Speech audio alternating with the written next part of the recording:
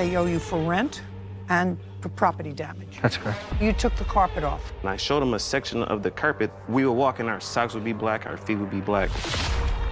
Our toilet got stopped up. I would go with a plunger, it wouldn't even go down, and it never got fixed. Really? This is Judy Justice. Isaac Uno is suing his former tenants, Ann V. Kelly and Kevin Jackson, for unpaid rent and property damage. Court come to order. All rise. Have a seat, please. Kevin. Hello, Judge. Case number 2116, Uno versus Kelly Jackson. Thank you. You're welcome. Mr. Uno, you purchased a duplex home, 2 different apartments. That's correct. In what month and year did you purchase the home? November of 2020. And when you purchased it, one of the duplexes was occupied by the defendants. That's correct. It is your claim that they owe you for rent Yes. and for property damage. That's correct. They are no longer there. No. Mr. Jackson? Yes. How long were you and your wife living in the duplex before November of 2020? We moved in June of 2019. And at the time, do you recall who your landlord was in June of 2019? Yes. Between June of 2019, when you first moved in, and November of 2020, when the plaintiff bought the property, was there any work done on that property? Not at all. No maintenance? No maintenance. Okay. So from the time you moved in, the prior owner did no maintenance on that property, did no painting? Oh, just the minor stuff before we moved in. They just painted and you just had everything looking nice, the floors. So just a second. So the prior owner painted the premises and did the floors? Yes, it was carpet and some flooring in the kitchen. And Mr. Uno did not do any other painting or flooring or any cosmetic work on the duplex when he purchased it in November of 2020. No. So whatever was there by the previous owner of the property is still there. Yes. I'm just asking you this because your counterclaim is for child endangerment, and the child endangerment is because of lead paint. That's what you write here. Yes. He didn't put in the lead paint, right? Yes, thinking about that. He didn't paint it. You don't know when it was painted. Maybe it was painted by the prior owner. How do you know? By the way, do you have medical records of the child that you claim has lead poisoning? Yes. I'd like to see them. Jackson hands a document to Kevin, who brings it to Judy. Yes, he. She reviews it.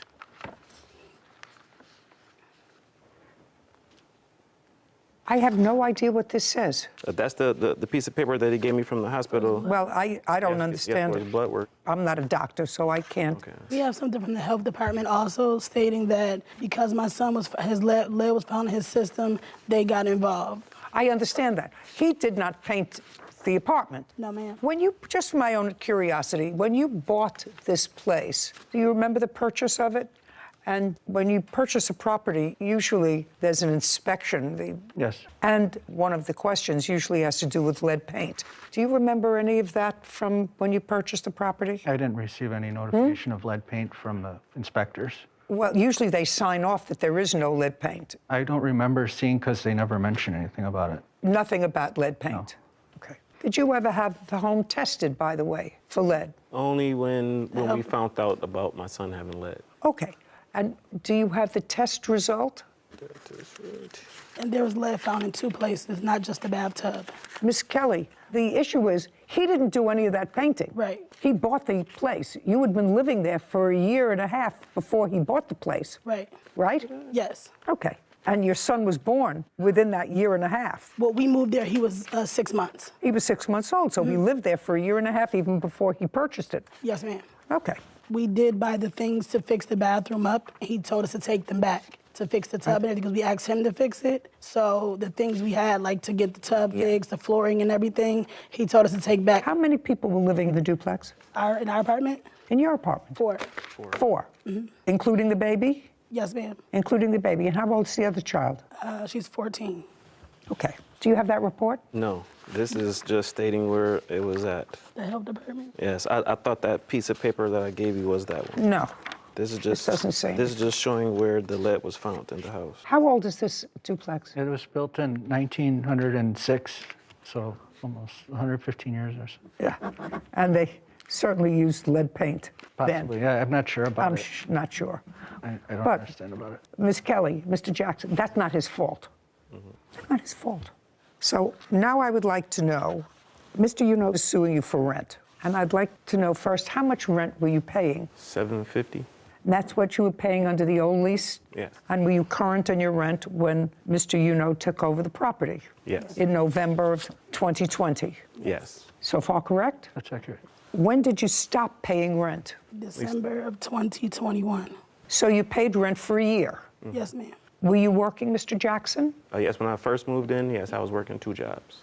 And were you working from November of 2020 to December of 2021? Yes, I was. It was. For whom? Yes, I was. I was working for TGI Fridays. And Ms. Kelly, were you working? No, ma'am, I'm disabled. And how much were you receiving in pay? I was only getting, If you have to think about it, you don't remember. I wasn't getting too much because it was during COVID, and I was working at a restaurant, and I was only allowed to work 3 days out of the week. Okay. And what happened in December of 2021? What happened was he already sent us a letter previously saying that he wanted to go up on the rent to a. Okay. Yes, to So you had no $1,000. lease anymore and he wanted to raise the rent. Okay. Caption coming up. I believe you. And that was the reason that you used to try to evict them before. Yes, that was the first one, but I don't agree with his statement. Well, what statement don't you agree with?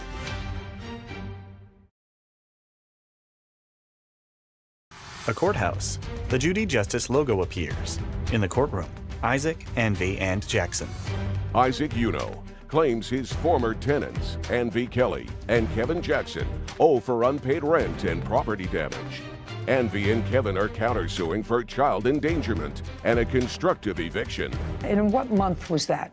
He sent it to us, I want to say. Do you remember, Mr. Uno? It was 90 days before the 1st of December, so that would have been, I think, September 31st or October 31st. Maybe. That he was raising the rent to what? To $1,000 a month. Effective December. Yes, December 1st. And what happened in December? We were, at that time, looking for a new apartment, and at that time it was hard because around that time, a lot of the rent was going up from just being like $800, $900 to like $1,200 to $1,400 for rent for a month there.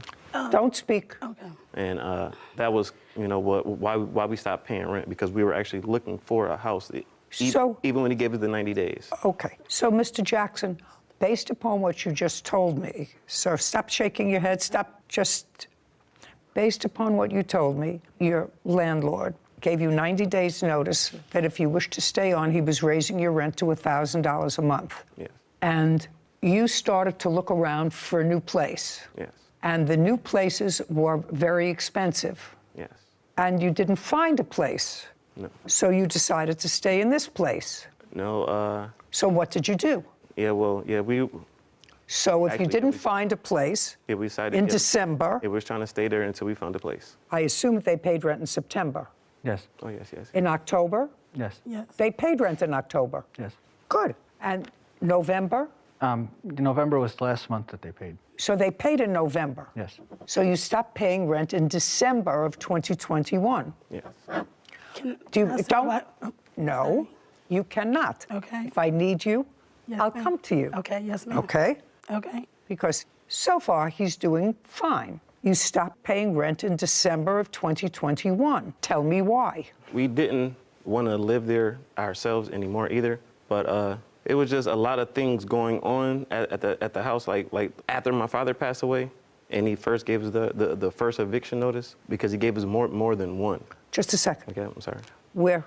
We're skipping over. Okay. He didn't give you an eviction notice, I assume, until you stopped paying rent. No, before December, he gave us like 3 of them. I think I want to say 3. Really? Yes. Why were you trying to evict them before? They had torn up the carpet upstairs. It was a moratorium for evictions, but there was a stipulation that emergency evictions for nuisance tenants could be granted before then. Is there any reason why you took up the carpets? Yes. The same thing. Before he took over, everything was in the house before that, and we complained to the previous owner that the carpet was already dirty, They said that they were going to come and shampoo it, but never did. Like, we would walk and our socks would be black, our feet would be black, you know, so we wanted to take the carpet up. It was dirty to us. And I myself actually told him about it. I went downstairs to his apartment because he lived downstairs from us, talked to him about it. He came upstairs and I showed him a section of the carpet that wasn't even connected to the floor. You can lift up the whole carpet and like across a whole section of the wall. And then when I did that, he seen that the hardwood looked kind of decent. And then instead of putting new carpet on, he wanted the hardwood to get sanded down and just get stained and, you know, and lacquered over. So you took the carpet off? Yes. I believe you. Sounds right, Mr. Uno. Okay. And that was the reason that you used to try to evict them before? Yes, that was the first one.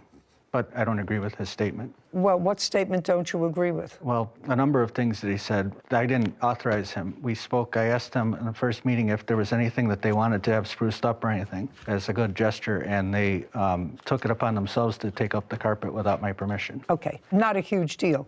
Not a huge deal. You can use it as a huge deal if you want your tenants out because, you know, you can re-rent that duplex for substantially more money. It was more about their conduct, that they were being very disturbing behavior and just being off the wall. So I wanted them out for a lot of reasons. Well, I know, but only one of them qualified under the eviction moratorium. Yes, for emergency of dismantling the Only place. one, and that would have been the carpet. Okay, Mr. Jackson. Yes. I'm back to you, sir.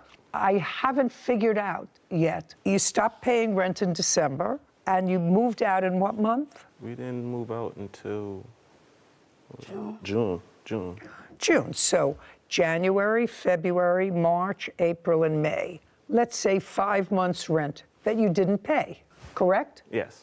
Why? Can I speak, Your Honor? Just, no, him. Tell me why you didn't pay the 5 months' rent, Mr. Jackson. We just figured that, you know, well, we didn't figure, we didn't want to pay him $1,000 because to us, Okay, so we felt let's that, say you didn't want to pay him $1,000, even though you just told me finding another place would be more expensive, right? We said $1,200, $1,400, but you didn't give him $750. You gave him $0 for those 5 months. So I'm going to come back to you, Mr. Jackson. Does your wife receive disability payments because of her disability? Yes. Yes. How much a month? That I don't know. How much I a never month got do you into that receive, with Ms. her. Kelly? $1,000.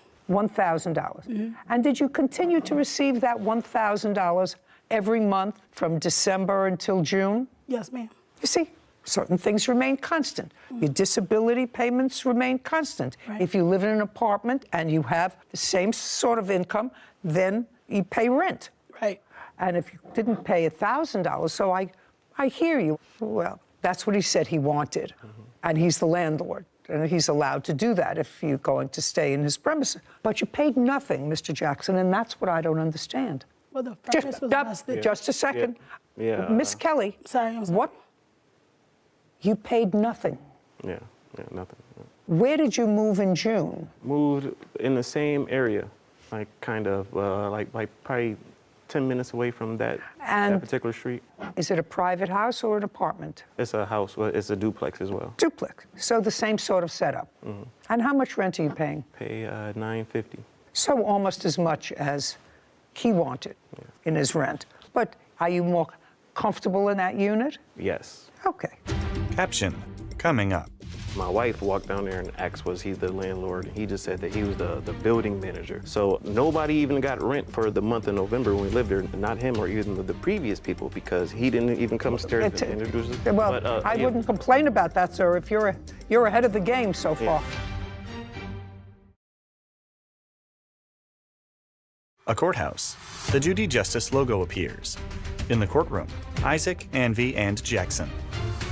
Isaac Uno claims his tenants, Anvy Kelly and Kevin Jackson, owe for unpaid rent and property damage. Anvy and Kevin claim Isaac forced them to leave. Now, you saved over 5 months, let's say minimally $750. $37.50. $37.50. Now, Mr. Uno, the only question that I have to ask you is, Mr. Jackson and Miss Kelly say that they filled out some sort of forms for rent relief during COVID, and you signed it, And they say you received money from the state for any unpaid rent. Did you receive any money from the state for rent that they didn't pay? No, I approached them with an application, but the program that funds the landlord relief for the moratorium was only open for 1 month, and I came and went, and I missed it, and I never got it. So I did have them fill out something. It was just a hardship thing, but they didn't give me the money for it. I never received anything. So you didn't receive any money. So far, Ms. Kelly and Mr. Jackson, you owe Mr. $3,750 for rent that you didn't pay while you occupied his premises. You, your furniture, your children, I don't care what it is. That's what you didn't pay. And you can't save up your money and not pay your landlord. That's his business. Just like you work for Fridays and you get your pay when you're supposed to, that's his business. He bought a house. He was counting on the income from that house to pay some of his expenses, and you didn't pay it. Well, there's no question you have to pay it. Now you have a counterclaim. I've already gotten rid of child endangerment. This is 150 years old. Constructive eviction. So I'd like you to tell me your allegations of constructive eviction. Is that like from him not doing anything to the apartment while we lived there? I assume. You say you were constructively evicted. Yes, he... But you didn't leave. Yes, he has a couple of text messages in here where he says that he actually came up to the apartment to check things. He brought up when he first got there in November, we didn't have a working toilet until... Just a second. Oh, yeah, I'm sorry. So before he bought it, is that what you're telling me? I mean, not before, I'm sorry. When he got the apartment in November, the previous owners, we were trying to contact to see who we pay for rent. Just a second. Okay, yeah. He bought the duplex in November of 2020. Yes. Is what you're telling me, Mr. Jackson, that certain things weren't working prior to his purchasing the property? No, I'm sorry. I want to take that back. After he purchased it, we didn't even know he purchased it because he was living downstairs, and my wife walked down there and asked, was he the landlord? And he just said that he was the building manager. So nobody even got rent for the month of November when we lived there, not him or even the previous people, because he didn't even come upstairs and introduce us. Well, but, I wouldn't complain about that, sir, if you're ahead of the game so far. If you didn't pay rent for November. You didn't pay the prior landlord, and you didn't pay him. So far, you're ahead $750. Okay, keep going. To go back to the November, so during November, our toilet got stopped up, like right before Thanksgiving. So shortly after he purchased it, he hadn't been up in the apartment, right? No, not just at all. You, your wife, your teenage daughter, and the baby. Yeah, and the kids. Okay, and the toilet got stopped up, and he brought in a plumber, and then the guy found out that my son put a little toy in there, and he actually got the toy out. So the toilet was broken by your son. Okay, so now the plumber said, here's the toy. Kid threw a toy down the toilet. Not an unusual, and then the very next month in December, my son didn't put anything down there. The toilet started acting up again. It wouldn't flush for like all the way up until the next year, and it never got fixed. But it was from... Well, you had to have, sir, you lived there with 3 adults.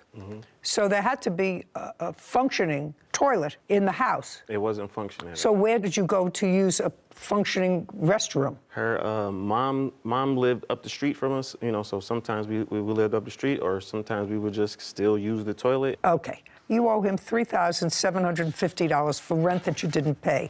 Counterclaims dismissed. We're finished. Thank you very much. This court is adjourned.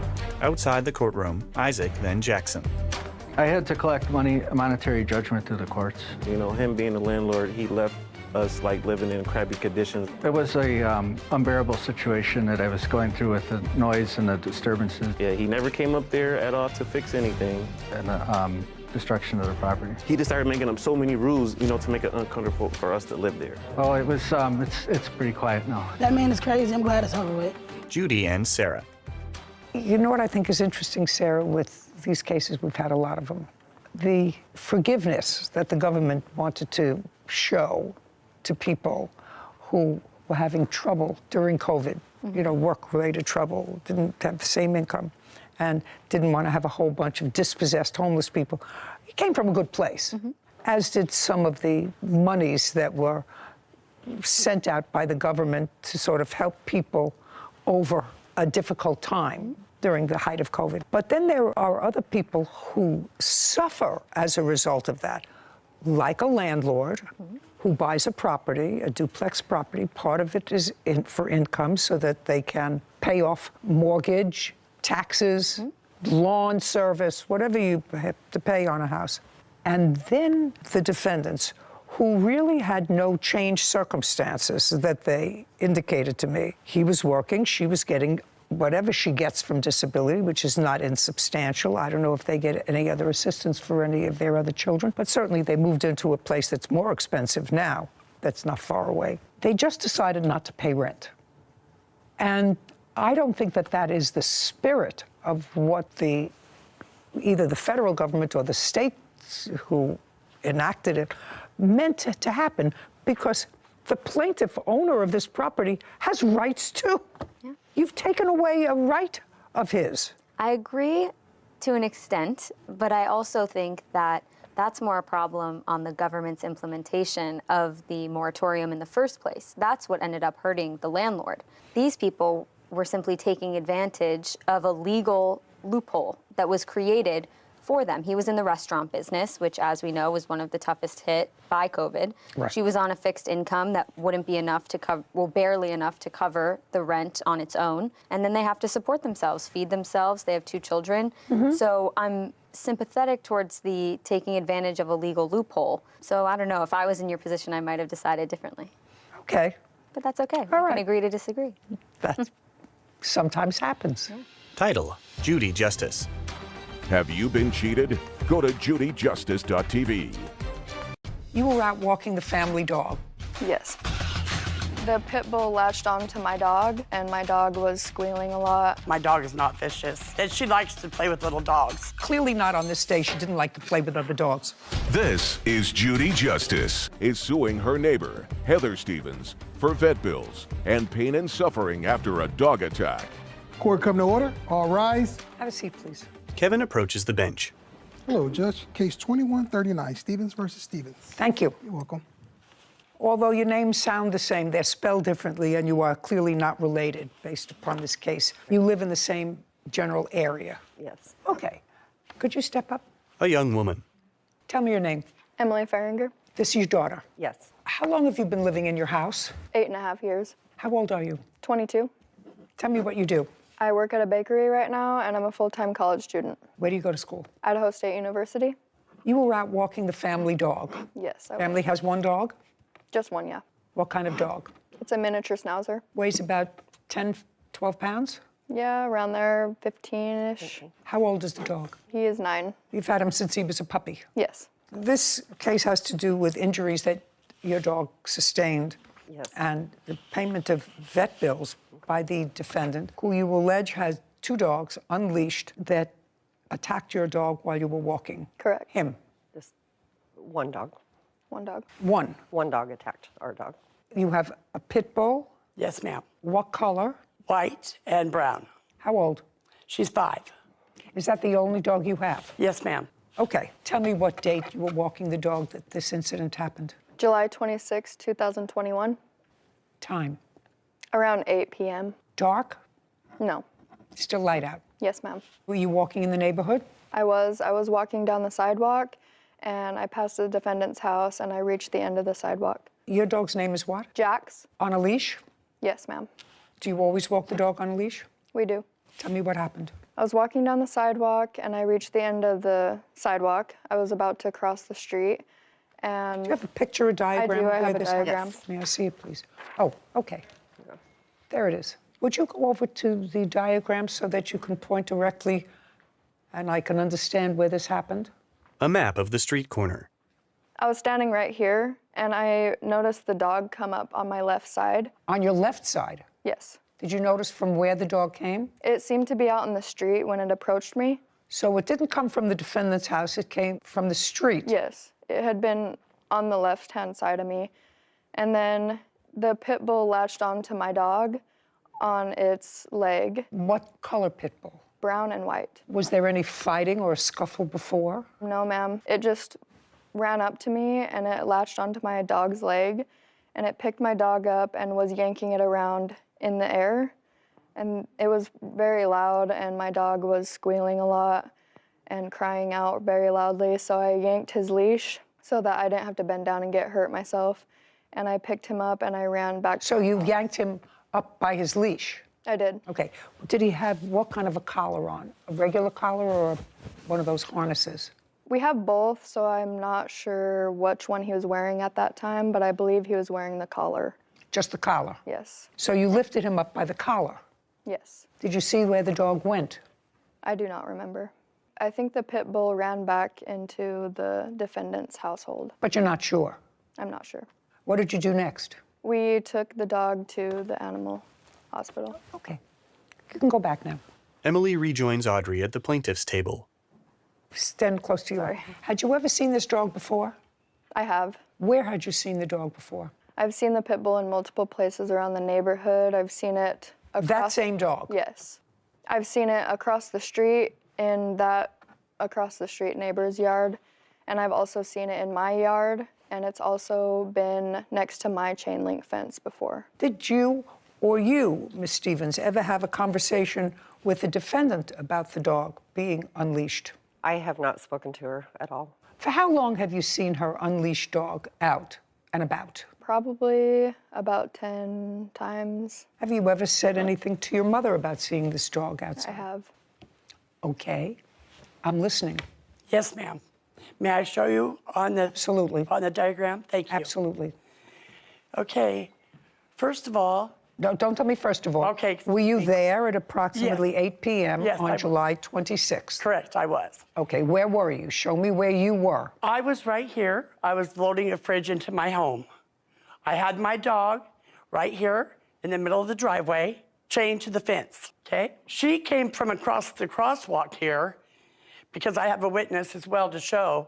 She came from the crosswalk with her dog in front of her. She came across right into my driveway. The dog went into my driveway, and my dog went up to her, and they began to fight. You're going like this. Uh-huh, yes. You're going like this. I don't want you to go like this. Okay. So your dog was on a chain. Yes, ma'am. A chain that extended almost to the end of your driveway. Correct. So show me exactly with your finger Okay, yes. where you say this confrontation between the pit bull and the schnauzer took place. Right here, ma'am. Well, you're pointing to about a well, now you keep moving your finger. Right here. Heather points at the end of her driveway. Caption coming up. You know that I don't believe that your dog hasn't been out and about in the neighborhood, unleashed. No, ma'am. I don't let my dog off a leash. We do have pictures of the dog as well, if you'd like to see those. Oh, do you? We Yes. You mean out and about? Yes. Oh, I'd like to see that.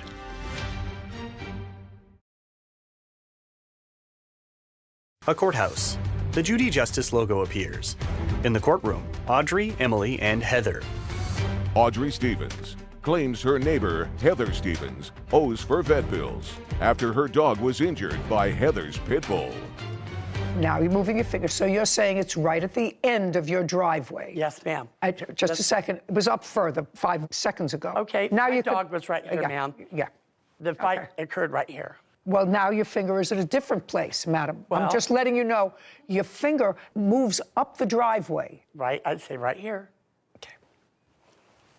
Yes, ma'am. Heather returns to the defendant's table. You know that I don't believe that. I know you don't believe that, You, Honor, but you that's know, what happened. you know that I don't believe that your dog hasn't been out and about in the neighborhood. Do you know that I don't believe that? I don't think she's lying to me that your dog's been out and about in the neighborhood. Unleashed. No, ma'am. I don't let my dog off a leash. We do have pictures of the dog as well, if you'd like to see those. Oh, do you? We Yes. You mean out and about? Yes. Oh, I'd like to see that. And this is after. Shh, shh. Sorry. I don't care before or after. Yeah. She just said, I don't let my dog go out without a leash. Well, this is the injury. Audrey hands photos to Kevin, who brings them to Judy. She looks at 2 photos of an unleashed pit bull. Ms. Stevens, these pictures belie the fact that your dog is out, leashed only. Do you want to see the photograph? Yes, ma'am, please. Kevin brings the photos to Heather, who reviews them. Yes, Your Honor, I do see that, but I was outside with my dog at that time. I don't care whether you were outside with your dog or not. You said your dog is never out without a leash. That's not true. That's not true. Were you a witness to this? Yes, ma'am. Be very careful. Do you understand? Yes, ma'am. A woman rises. Tell me your name. My name is Karen Brennan. Are you a neighbor? No, I am a friend A friend of whose? of Heather Stevens. Go ahead. Well, on that day, On what day? on July 26, I was helping Heather with the fridge. With and what? With the refrigerator. And I was approaching the driveway, Just a second. You were helping her with the refrigerator doing what? bringing the dolly out so it can be moved Bringing the dolly out from where? from the side of the house. And? And I looked over and I saw the little dog and it caught You my eye. saw what? The little dog. And it caught my eye because every time before, anytime I put the dog out, Miss Stevens' dog, that little dog, if it was in the backyard, would continually bark it. Just a second. Did you put the dog out that day? No, I did not that day. But I recognized So the you dog. did not put the dog out No, that day? not that day. Okay. What time did you get to Miss Stevens' house? Mid-afternoon. What's her dog's name? Lily. Was Lily chained to the fence all afternoon? When we were... Was Lily chained to the fence all afternoon? That's either a yes or a no. When you were there. That's either a yes or a no. Was Lily chained to the fence all afternoon when you were there? You said you got there mid-afternoon. This happened at 8 o'clock. Was the dog chained to the fence all the time you were there? Yes or a no? Or I don't know. No. No. Where was the dog? In the backyard. Until what time? Until around 7-ish or so. I don't know the exact time, but it was mid-evening. Okay. And what happened at that time when the dog was moved from the backyard outside of the backyard? Who moved the dog? We went to go get the refrigerator. No. Who moved the dog? Heather did. She took the dog from the backyard. Yes. Just a second. To the backyard, to the driveway, to the driveway, because that's where she pointed out that the dog was chained to the driveway fence. Yes. When we came back we went to go get the refrigerator. Just a minute. Well, you didn't tell me, so you left the house. Yes. What time did you leave the house? Mid-afternoon. It was like... What time? Approximately 4 or 5. Okay. And the dog at that time was where? With us in the vehicle. So you had the dog in the car, so the dog was in the backyard. Yes. And then from the backyard, the dog went with you in the car. Correct. And then what? And then we picked up the refrigerator, and we came back, and then she had chained her. Okay, so from the car, the dog went to the fence, which is chained sort of midway up the fence, according to the defendant, sort of midway up the driveway. Correct. Is where she chained the dog. Correct. Is that correct? Correct. Then where did you go? And then I went to go get the dolly and bring it around so we could get the fridge out. Okay, and where did Miss Stevens stay? She was in the driveway. And it was when you were coming out of the backyard that you saw Miss Stevens in the driveway? Yes. And saw the little dog? Yes. She was in the driveway. Was she next to the dog? Go over there and point out where she was. Would you in the driveway? Karen points at the driveway. She was... She, Miss Stevens. That Miss Stevens, yes. Your friend? Yes. Was right in the middle of the driveway, near where the dog was chained? Yes. And show me where the defendant's house is, because you had been in the house earlier that day. Point on that diagram where the house is. Right here. Where it says defendant. Yes. That's the whole house. And where's the front door? Right here. Up there. And where's the porch on the front door? Right there. Okay. Now, that's not where she was. She was in the driveway. Correct. Okay, now go back. Now I'm going to read to you what your friend Miss Stevens wrote and swore to in her answer. I was standing on the porch, maneuvering the fridge inside, and I saw a little dog sniffing around and walking up my driveway. She said she was on the porch. Well, she was back. That's where she said she was, on the porch. I know the plaintiff's dog is a barker since it has come to the backside of my property and barked at my dog through the fence. The dog walked all the way up the driveway to where my dog was. Now, you want to think back? Miss Stevens says she was standing on the porch. You were very certain she was standing mid-driveway right near her dog. Which one is it? Well, we were trying to maneuver the fridge, so we were back and forth. No. Which one is it? Was she on the porch, which is all the way at the other end? Yes. Or was she mid-driveway? Mid-driveway. She was mid-driveway. So Yes. Miss Stevens lied when she said she was on the porch.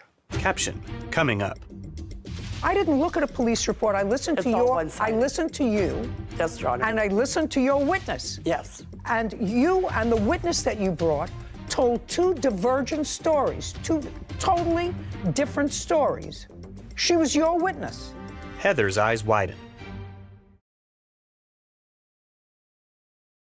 A courthouse. The Judy Justice logo appears.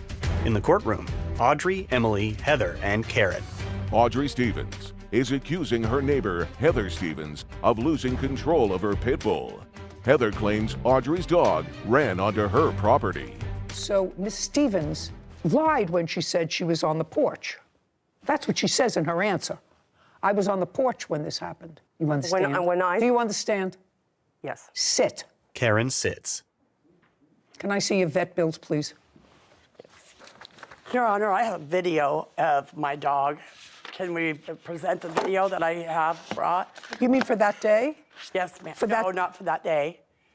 No, not for that day, but just to show you that my dog is not vicious. Oh, what? That she likes to play with little dogs. Clearly not on this day. She didn't like to play with other dogs. That dog is constantly barking at my dog in the backyard, and that's the only. My dog loves dogs. I have obedient records. Miss Stevens. Yes. I want you to understand something. Yes, ma'am. Whether the Schnauzer is a barker or not a barker, I told you, I didn't believe you when you told me that her dog was off leash. I didn't believe that. Either you or your witness lied. I don't know which one. So I'm going to have to assume it was your witness. Do you want me to assume it was your witness or you? So one of you lied. She says you were in a totally different place. She was coming out from the backyard. That's where she was. She had gone to get the dolly. You said you were maneuvering the refrigerator up on the porch. Yes, ma'am. Well, who is telling me the truth? You want to tell me? It was a very hectic day. It was a very hectic day. Yeah. And I have photographs of your dog, despite the fact that you tell me that your dog is never off leash, always on leash. I have 3 photographs taken 3 different times of your dog being off leash. Now, there's no question that your dog caused the injuries to the dog. This has been going on for over a year in court. They dismissed it in criminal court, and there's a reason why they dismissed it. Just a second. Yes, You're going to try to tell me why they dismissed the case in criminal court? You have a document. I mean, I understand that they filed a criminal case against you. There was a criminal case that was dismissed, Your Honor. That's okay. That has nothing to do with this civil proceeding. You know, somebody may not want to put you in jail because you let your pit bull roam around without a leash. Somebody may not want to put you in jail, but you are clearly responsible for this dog's injuries. You are. If you have a pit bull, and pit bulls can be dangerous dogs, they can turn on a dime and cause serious injury. Pit bull lovers, I don't want to hear from you. I've been going through it for 25 years. Some of them are nice. Some of them are not nice. But when they're not nice and they turn, they have configurations that can cause a great deal of injury. One killed a woman who was babysitting for it. I understand, Your Honor. So you do understand. I believe, may I say something? I believe that a dog is how it was raised, okay? I've raised that dog from a baby. She's never been mean like that. That dog that lives next door, which is Miss Stevens' dog, yaps at my dog every single day. She goes outside, yaps, yaps, yaps, yaps at her. So what you're telling me is your dog, so if what you're telling me is that your dog had the right to be aggravated because the dog yaps at her all the time, that's not a reason to let any dog, but especially a dog that has potential to cause injury, out without a leash. And you do that regularly, and you can't do that. Your Honor, can I also add that I did have a brief interaction with Miss Stevens on the day that it occurred, and it seemed like she did come out of the street with the dog. I don't believe she was in the driveway. She offered help for me. She did? Yes, before I went home. And where was not she? To interrupt, but we also have video of her acknowledging fault with the officer's body cam video. What is that? They have a body cam on when he was talking to her when she said she's really sorry and she's going to pay the vet bill. Oh, may I see that, please? Body cam footage. Getting ready to take her for a walk. We were moving in a fridge. Oh, okay. And she jumped out of the car when she seen that little dog because I was getting ready to get in the car and Gotcha. right on the corner here. Okay. So were they just across the street then? No, they were right here. They were just right here on the sidewalk. Okay. I'm going to pay the bill, I know, and whatever I got to do. Yeah, so she's down at the clinic now. It was a bite on him, on the shoulder, I think. On the shoulder? Yeah. Okay. And she was just protecting me. Sure. That's all. And I'll pay the bill. Now you're responsible. And I want to for, so- apologize. Sure. I feel bad. I do feel bad about it. I do love dogs. I'm a dog lover. And I do feel bad. And I believe she just said, the defendant just said that she was in the street when that happened. It was in my driveway that happened, Your Honor. I'm just saying, we want to be honest. Was your dog on a chain? My dog was on a chain, Your Honor. Another thing, I never got my side of the story added to that at all. It was all one-sided. The whole police report was one-sided, Your Honor. I didn't look at a police report, I madam. have one right here. Just a second. I didn't look at a police report. I listened to all your. one-sided. I listened to you. Yes, Your Honor. And I listened to your witness. Yes. And you and the witness that you brought told two divergent stories, two totally different stories. She was your witness. Yes. Easily confused, but she was your witness. And you should have prepared her better, consistent with what your answer was. Do you understand? Yes, Your Honor. I wasn't trying to. Very, very good. Okay.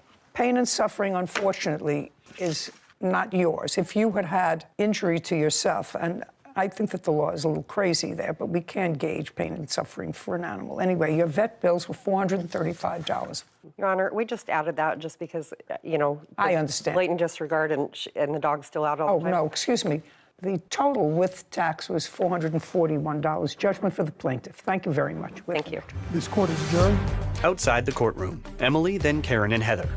It's been a struggle just because of how long it's been going on. It was a crazy day. The dog almost got to our dog's leg bone and broke it. Because the dog is always jumping at my dog. It was pretty scary. So it surprised me that that happened. He was bleeding and everything. She's not vicious whatsoever. We ran him up to the hospital. The animal control never get in my house. I had a feeling that Judy would see right through her, so. I love dogs, and I felt sorry for the little dog. I'm happy about the settlement and how we got our money. Judy and Sarah. I'm not even going to get on my soapbox with regard to dogs that are potentially dangerous. There's no question that this lady has a dog that she's had from a puppy, and the dog has never caused her any difficulty, but there's also no question that she lets that dog out without a leash. I mean, they had proof of different occasions of the dog out and about. After this happened. This incident. After this incident. So you can, I think that's also a great lesson, that you can feel bad and be an animal lover and want to take care of the bill.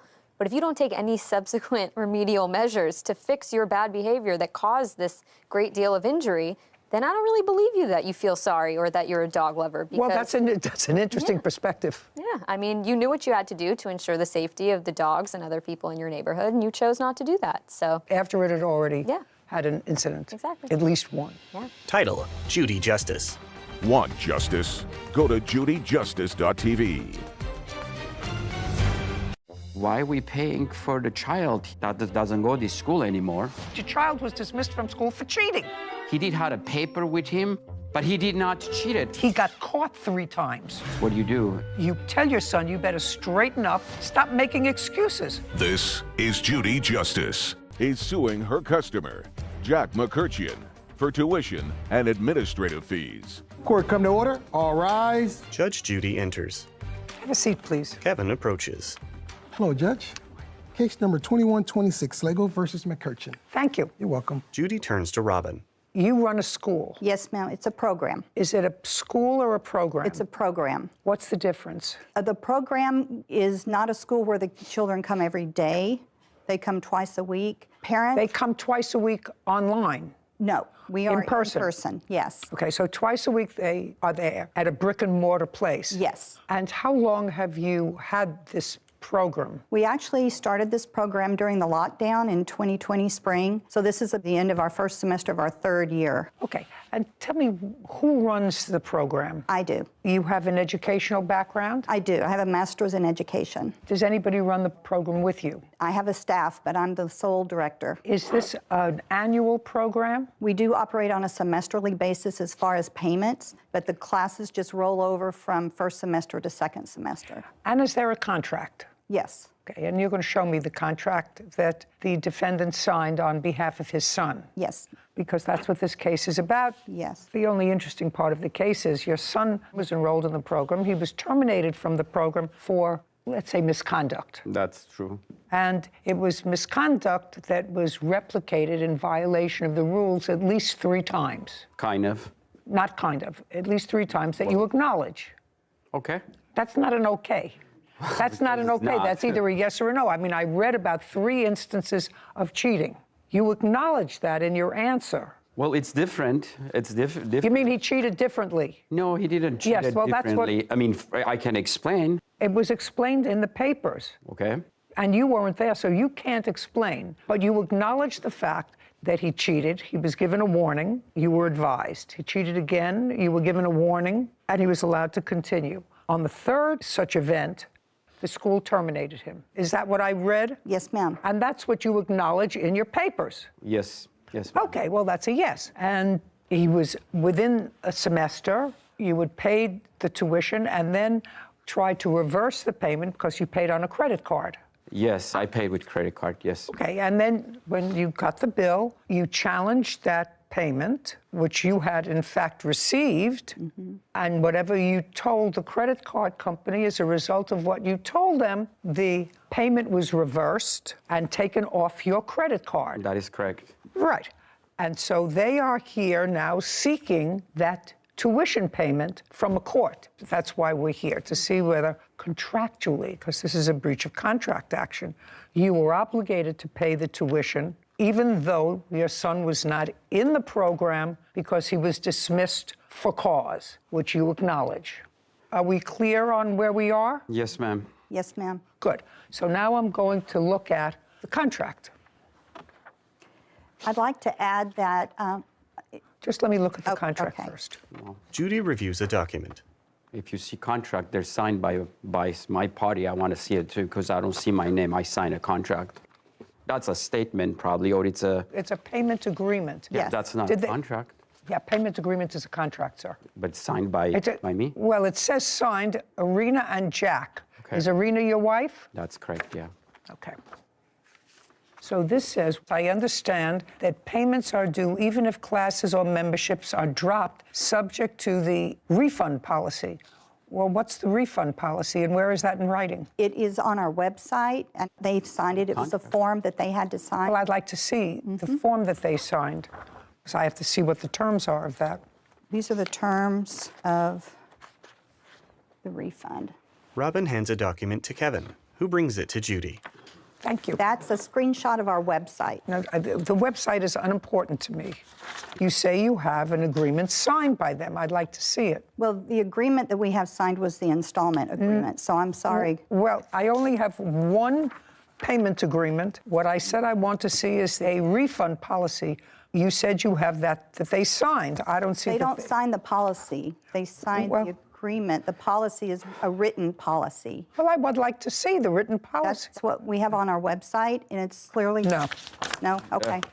No, what you have to do is you have to incorporate something by agreement in this contract. If you say the refund policy as outlined in the website, because other than that, it's meaningless. Okay. You know, you're saying we have a refund policy, and we assume that you looked on the website to see what the policy is. We also do go over it in parent meetings with the parents. That you can't do because you have a written agreement. Right. And anything that's outside of that agreement, unless it's referenced in the agreement, is inadmissible because the intention of it is to somehow change or modify the terms of your written contract. Okay, so in what month did the defendant's son start the program? In August of 2021. And it runs in 2 semesters. And when was he terminated? He was terminated in February of 2022. You were in a semester program? Yes. So am I correct that the first 2 episodes of cheating were in the first semester? Yes. When? The first one was early in November. It happened to be the 3rd week of our 2nd semester. The next one was a couple of weeks later, in the same month of November. Okay, so the semester had started? Second semester. Yes. And on what day in February was he terminated? He was terminated on February 24th, I believe, yes. And when you terminated, the defendant, I assume, paid the entire semester's tuition for the 2nd semester. The second semester, he signed the installment agreement, which is what you have there. This is a payment agreement. Right, that's it. Well, He agreed just to pay in a second. installments. No, it says, I agree to pay all charges by due dates according to the payment plan. I don't have a signed payment plan from anybody. Do you have one? I'm sorry, that's what we use for our signed payment plan. Well, you should use something different. This is not a payment plan. This says he will pay according to a payment plan. I'm looking for the payment plan. You pay by the month, you pay by the semester. How do you pay? It's a semesterly fee that's broken into 4 payments, so they don't have to pay it all up front. Okay. They can choose to, but And so when was the defendant's last payment?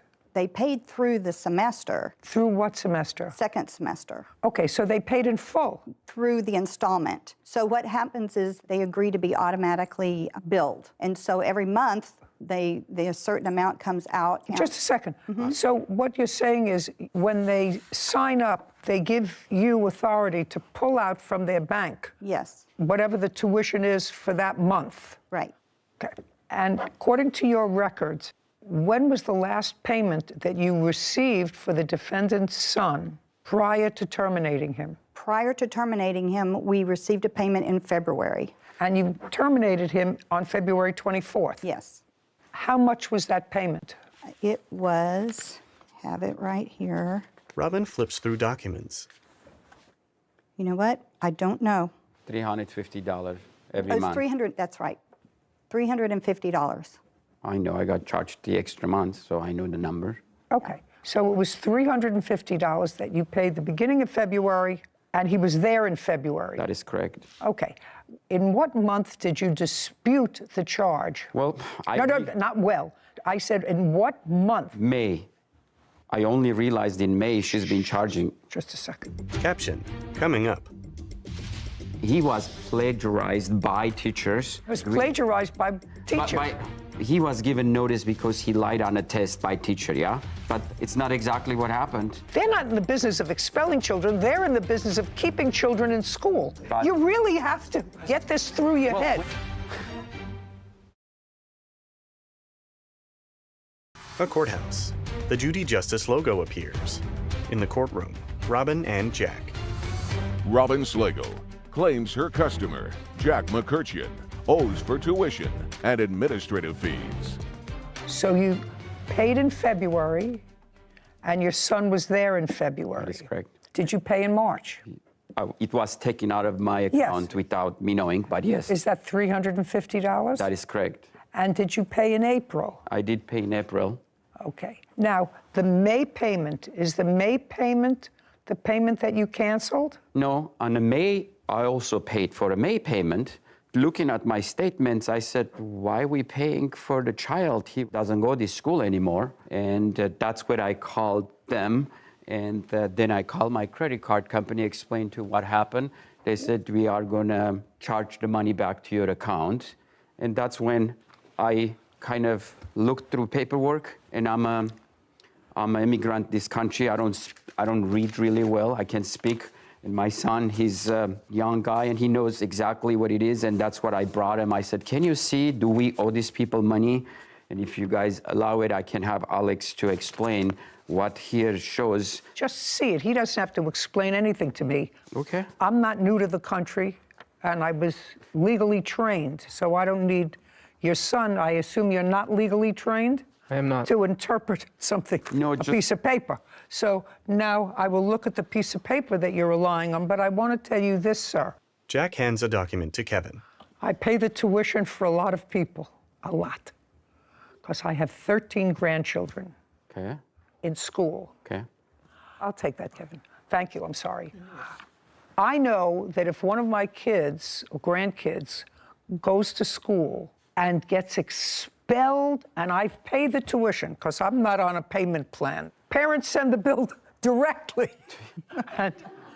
and so I pay the tuition, but I know if one of the kids in November, once I pay the tuition, gets caught cheating on a test or plagiarizing a paper, and he or she is dismissed from the school, they're not going to give me my tuition back, even though he's not in school.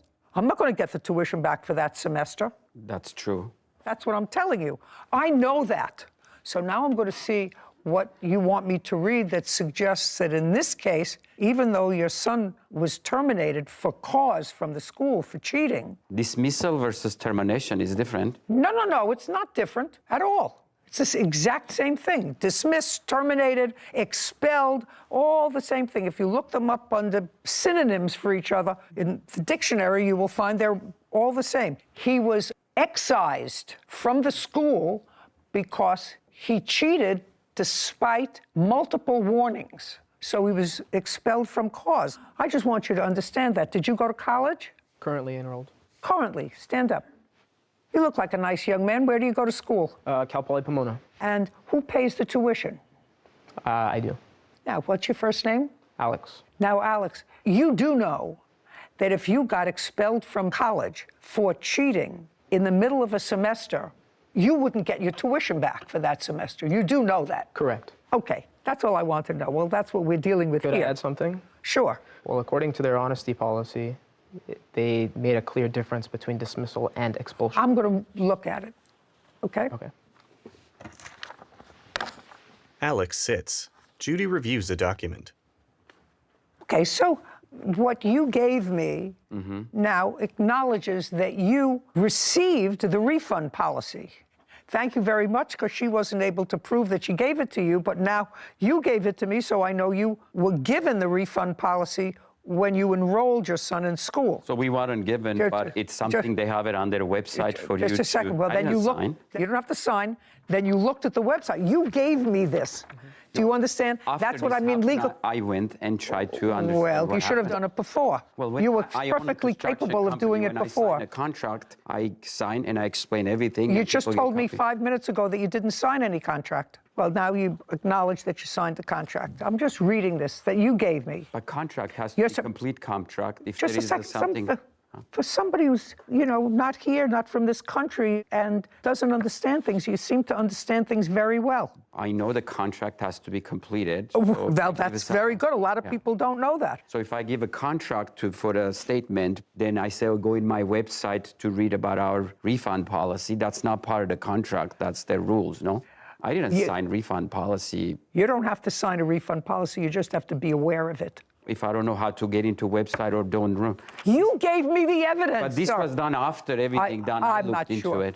Okay? You were certainly aware of how to do it, either before or after. When I sign contract with someone, I disclose everything, and they initial, and they get copies. I get copies, and that's a legal bonding contract. Good. What law school did you go to? None. Well, there are two things here, but the final piece here says, the consequence for academic dishonesty or plagiarism is a score of 0 on the assignment and possibly dismissal from the class. Okay. So your son did that in the first semester at least twice. Repeated dishonesty can result in suspension or expulsion. Now you can stand up, because your father says he doesn't understand everything. I think he understands everything just fine. But in case he wants to have you there. Now, when you were discussing this with your father, did you have any conversation with him that suggested to him that, if I went to college and I cheated 3 times or 4 times, or plagiarized a paper, and I was kicked out of school, I wouldn't get my tuition back? Did you tell him that? No, we had similar talks, but no, nothing on the school. We talked about, for instance, the signing contract for, let's say, a 1-year lease agreement to live somewhere, but if you breach the contract and they decide to kick you out, it's the same thing as expulsion. You're not required to finish the 1-year contract with them. You don't have to continue paying. If they decide. What are you kidding? I am not. If you get evicted from a property, do you have to continue paying the entire year's lease? Yeah. If you breach a lease, he or she can evict you. And yes, you will be responsible for the remainder of the lease. Oh, I was unaware of that. Yes, you will be responsible for the remainder of the lease. You have to understand, and your father has to understand, the reason that he was expelled is his fault. And the reason he was expelled had nothing to do with them. It had to do with your father, because you were put on notice that he was plagiarizing and cheating on tests. Caption coming up. If what you're suggesting is the 3 times that your son was caught cheating were the only times he cheated. You're deluding yourself. He got caught 3 times. Because if these were the only 3 times that he cheated, he is the unluckiest person on the planet.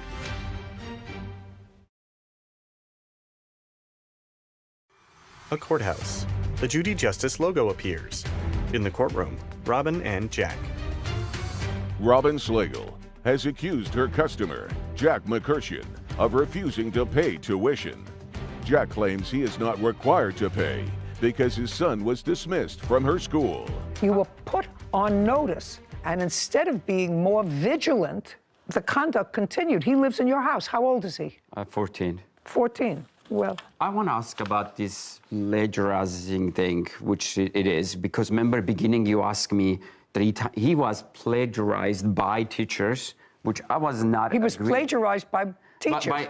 Like he was given notice because he lied on a test by teacher, yeah? But it's not exactly what happened. Well, then you should have, just a second, then you should have contested it, sir. Well, you should have contested it. Did you say they don't want him to be out of the school? They don't want him to be there. No. What do you do? I mean, you go what do you fight do? with them? What do you do? You pay the tuition for that semester because that's your contractual obligation, and you tell your son you better straighten up. And if I have to take you to a psychiatrist, if I have to take you to a therapist, if I have to find a more rigid school environment, I'm going to do that. Well, he really didn't cheat. You really have to get this through your head. When he says cheating, last time he was expelled from school. Do we have a... No, don't look at her. That day he had an excellent score on his math, and his last test was his history, and he forgot to learn the history, and he did have a paper with him, but he did not cheat it. Actually, there is no proof he cheated that day. All right.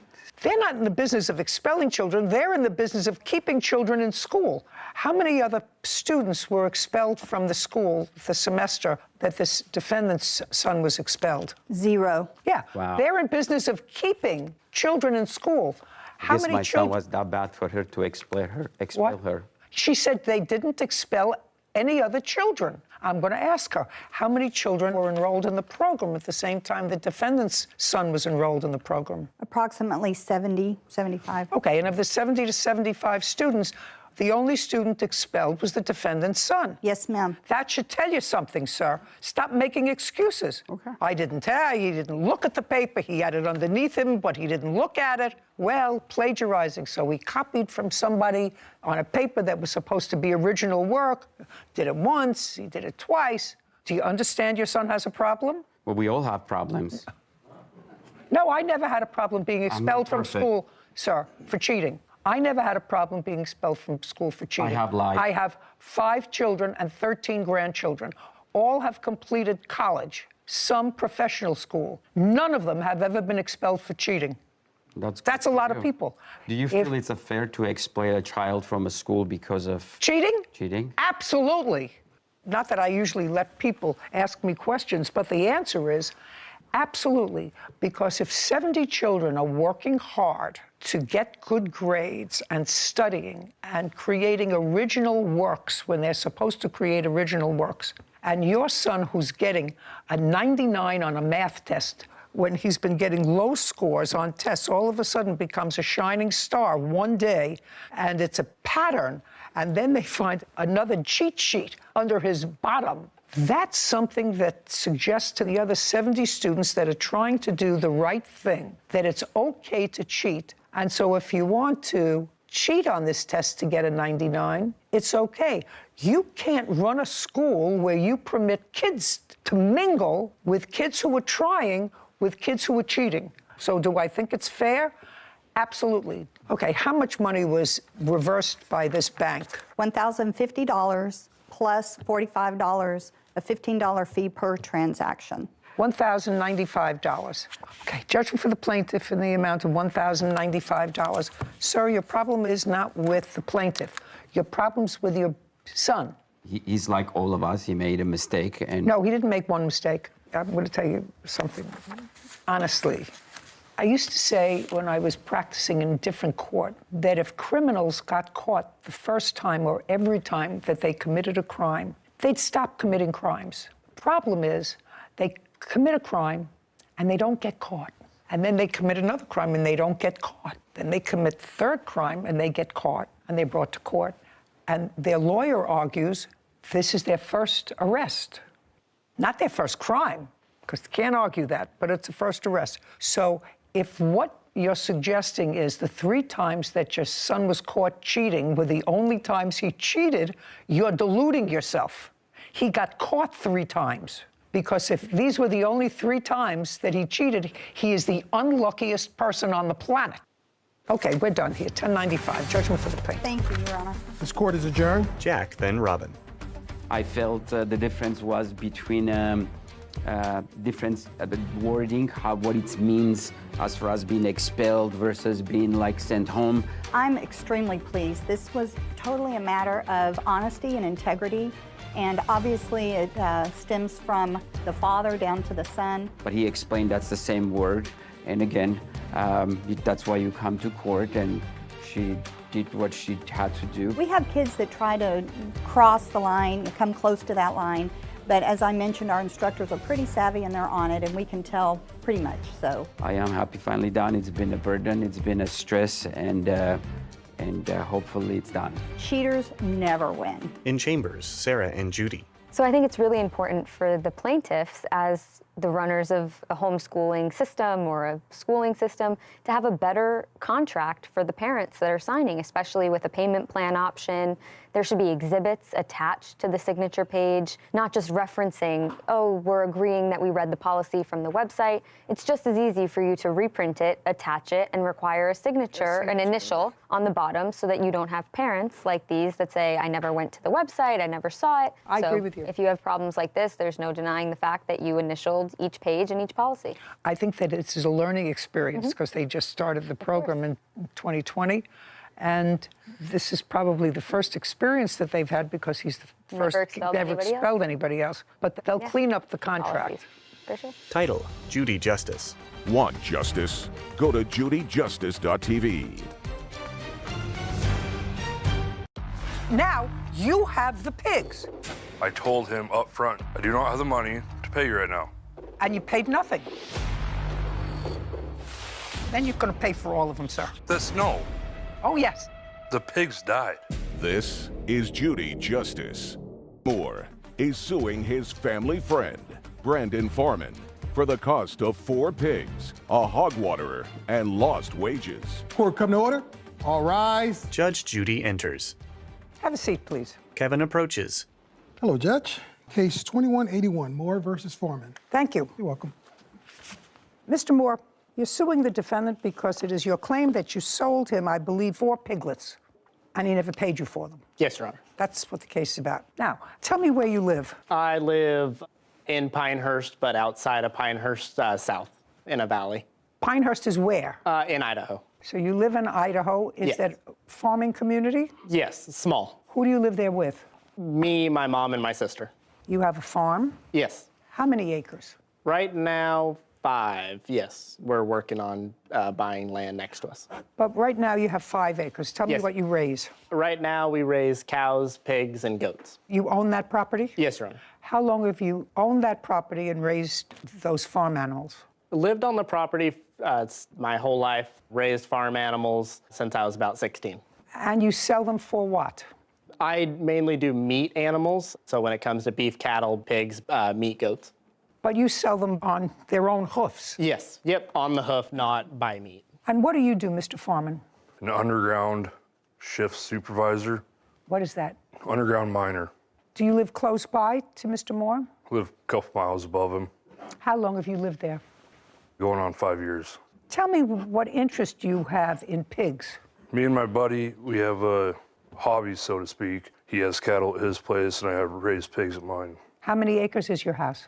Just over 5. All you raise are pigs? Correct. And I assume you sell the pigs for meat? Correct. When was the first time, Mr. Foreman, you purchased pigs from Mr. Moore? Probably 2 years ago now. Okay. How many did you purchase? The first time? First time. I think there's 3. How much did you pay for them?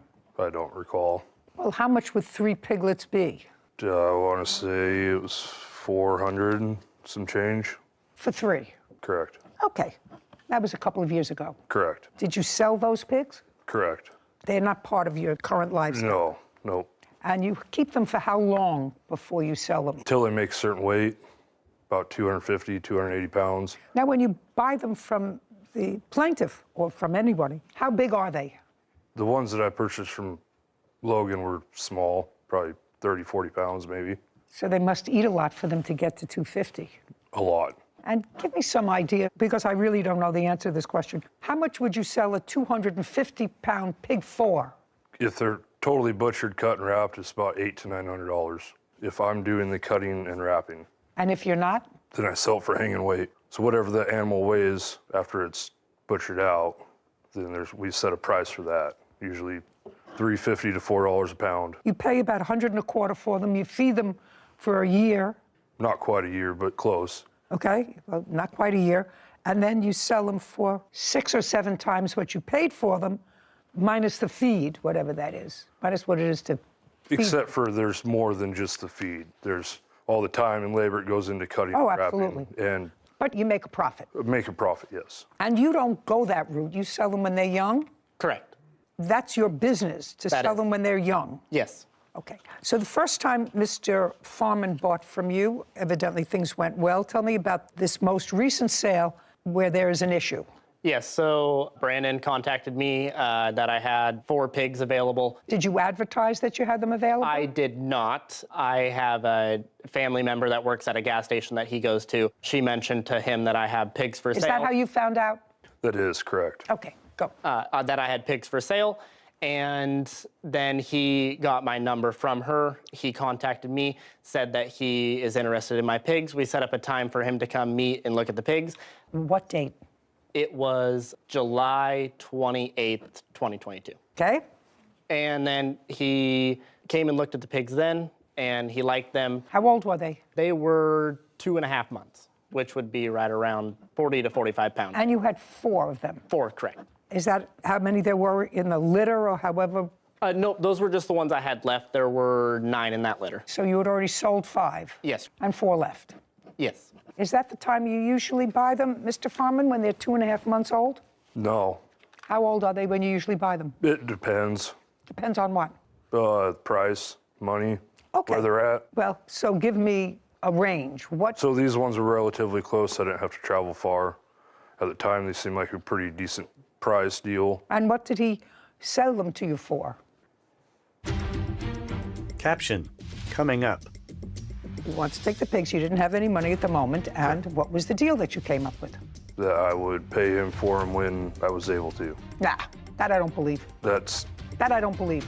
That is the truth. Then he's foolish, because when are you able to?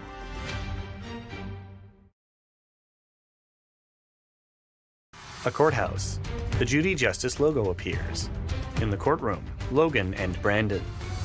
Logan Moore claims his family friend, Brandon Farman, owes for the cost of 4 pigs. Brandon says Logan sold him pigs that were sick. Okay, what did he sell them to you for? I believe for the 4 pigs in the water, it was $7.25. 25, 4 pigs, and there was a water little machine that you also... No, it was just a plastic tote with nipples on it for the pigs to drink water out of. Okay. There's no machine, no nothing to it. So for $725, you got the 4 pigs and this machine. It's whatever. not a barrel. Whatever, a waterer, a hog waterer. Correct. Right. Anybody have a picture of that to show me? I do not know. I'll have to use my imagination based upon Mr. Farman's... Oh, you have a picture of it, sir? Your Honor. What? It was $740, $160 each for the pigs, and then $100 for the water. Judge, I do not.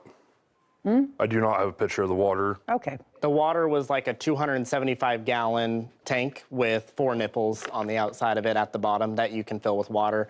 Pigs drink out of the nipples easier than they do like a dish. Whatever. I get the picture. Okay. Now, let's say I take your number, Mr. Farman, $725. You purchased the pigs on July 28th, 2022. Is that right? Correct. Did you pay him for them? At the time that I went and looked at the pigs, I told him up front and plain as day, I do not have the money to pay you right now, right off the bat. I don't have the money. But I was under the understanding from his relative that works at the gas station that he doesn't have the time. No, you can't tell me what the relative at the gas station told you. You went to see the pigs. I went to see the pigs. You went to see the pigs, Mr. Farman, and you told me a moment ago, I said, how much were the pigs? And she's going to read back exactly what you said. You asked him, did you pay for them?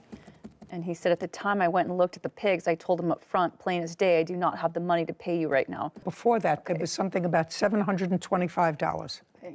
How much were they? And he said the whole thing, the 4 pigs and a watering was $725. $720 for the pigs and the water machine. $720. $720. Oh, that's what you said. You said they were $720. That was the discussion when you went and looked at the pigs. Okay, and you said, I don't have money right now. Correct. And? So then we came up with a deal that... Look at me, don't look down. So you came up with a deal. You wanted to take the pigs and the watering thing. You wanted to take the pigs. You didn't have any money at the moment. And what was the deal that you came up with? That I would pay him for him when I was able to. Nah. That I don't believe. That I don't believe. That is the truth. Yeah. Then he's foolish because when are you able to? When I was able to. What does that mean? That means you determine whether or not when and if you're going to pay for these things that you took? It depended on when I was able to have the money available. That was in July. Correct. You work in a mine. Correct. You work for a company? Correct. How long do you work for them? 3 years. Mm-hmm. You get paid annually or by the hour? Annually. And what's your pay annually? $90,000, give or take. Give or take a what? I get bonuses. Okay. You're going to get, in the month of January, a $10.99. How much did you earn last year with bonuses? I don't know. I haven't received my bonus yet. Oh, you haven't received it yet? Okay, so it's $90,000 base pay. Who else do you support? My wife and 5 children. What does your wife do? Stay-at-home mom. When was the last time you sold any pigs? It's been a while. How long? Month and year? It's been probably 6 months, 6, 7 months. Okay. How many did you sell? At the time, the last... 6 or 7 in the last 6 months. How many did you sell? 1 or 2. Well, I want you to think carefully. If you're on a salary and you have a wife and 5 children, that it's important if you make between $800 and $900 for each pig that you have. I want to know if it's 1 or 2. It was 2. And let's say I'm not going to take the higher figure, I'll take the lower figure. That's $1,600. You said between $800 and $900 each. That's $1,600 plus your income from your job. Unfortunately, that $800 to $900 that I get for a pig, that doesn't all go to me. I split that equally with the person that I cut with, the one that raises the cattle that I spoke about. I don't understand, sir. I have the shop. I have the space, the shop, the meat cooler, the room at my house to hang and cut animals. He comes up and he helps. We split it equally, right down the middle. So the $800 or $900, I don't get that. Just a second. He raises cattle. Correct. And you split his cattle with him, and you have pigs, and he splits the pigs with you. No. I let him use the shop and my meat cooler. The cattle's his deal. But he comes up and helps me cut and wrap the pigs. Oh, then he doesn't get half. That's baloney. That's baloney. If you raise them, you feed them, you pay for them. If he wraps them, you're not giving him half. In any event, it's not. In any event, you have a job. You have a $90,000 plus job. You made a commitment of $720 to the plaintiff to pay for his pigs, and you paid nothing. The pigs died. Just a second. I read that here. Tell me when the pigs died. Tell me the month and day the pigs died, that you communicated with him. This pig died, that pig died, this pig died. I didn't communicate with him about when the pig died or when Did you communicate with him at all? I'm sorry, when he asked you for the money. Yes, I'm sorry. I was. Okay, when he said, where's my money? That was in what month? I know when, July 28th is when you picked them up. In what month did he communicate and say to you, I want my pigs, or I want the money? Tell me. August. August what? One was August 16th, one was August 17th. Okay, so he communicated with you the 16th and the 17th of August. So by this time, you've had the pigs at your place for about 2.5 weeks, from the 28th to the 16th or the 17th of July. And the first one had already died in that. Just a second. During that time, now, when did the first pig die? A week and 3 days after I got it home. Did you tell him? No. Oh, then you're going to pay for all of them, sir. What? You're going to pay for all of them. No. Oh, yes. Caption, coming up. Just show me that you said to him, one got sick, it died. I'm afraid for the others, so I just as soon give them back to you and cancel this whole deal. Show me. I offered multiple times to take the pigs back to him and the water. Just show me.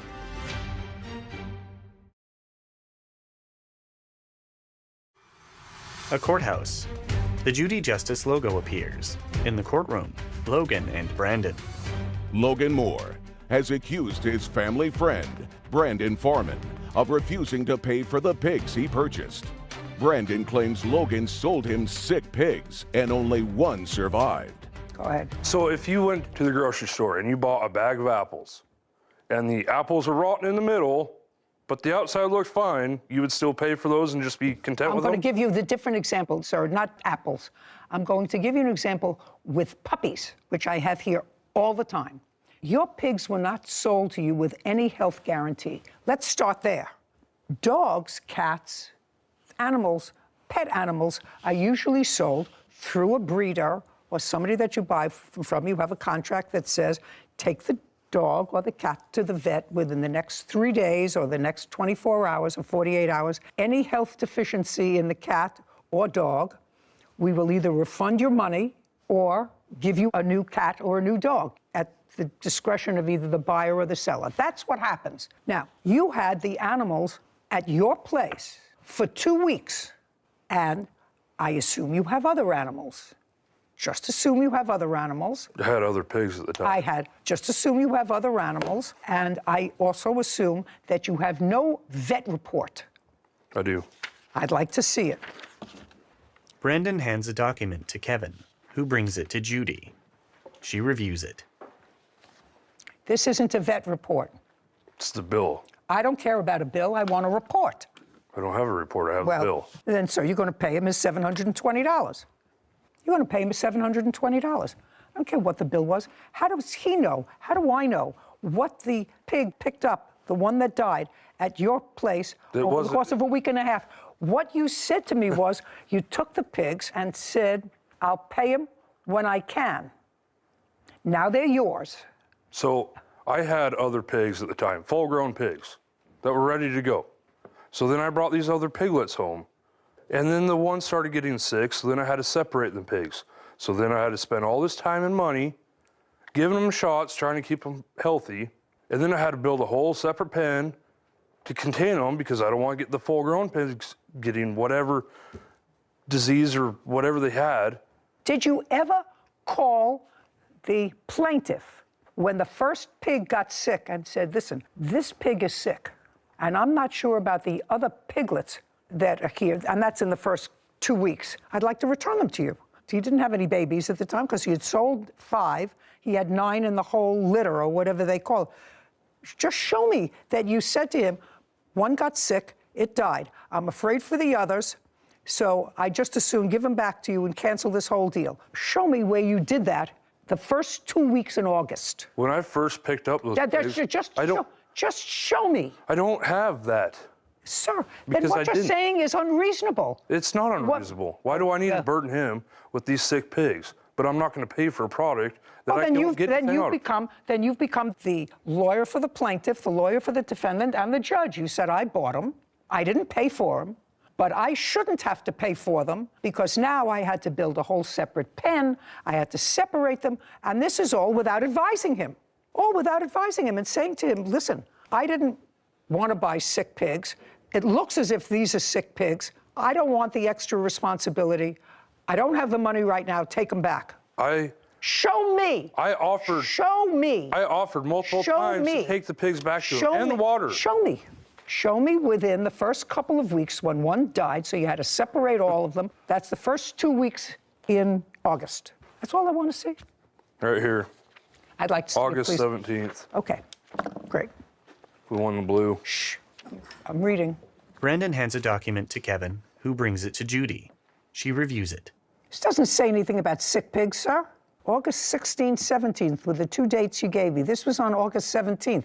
He says, do you have the money to me tomorrow, or I'm getting law enforcement involved? You don't say one of the pigs is sick. One of the pigs died. I'll bring them all back. You say, I'm working on getting you the money. But if this is how it is, then I will bring you back the pigs and all tonight. I have some blank coming up that has taken precedence in my finances. I'm sorry that this has been less than ideal, but this is where I am now. That doesn't say anything about pigs being sick, dying. It says, I have other things to do with my money now. That's what it says, right? But I clearly That's what offered it to says. bring Well, the pigs back. just a second. That's what it says. He didn't have a buyback agreement from you. Now you have the pigs. Whether they died or whether they didn't die or whether they got sick, you've had them.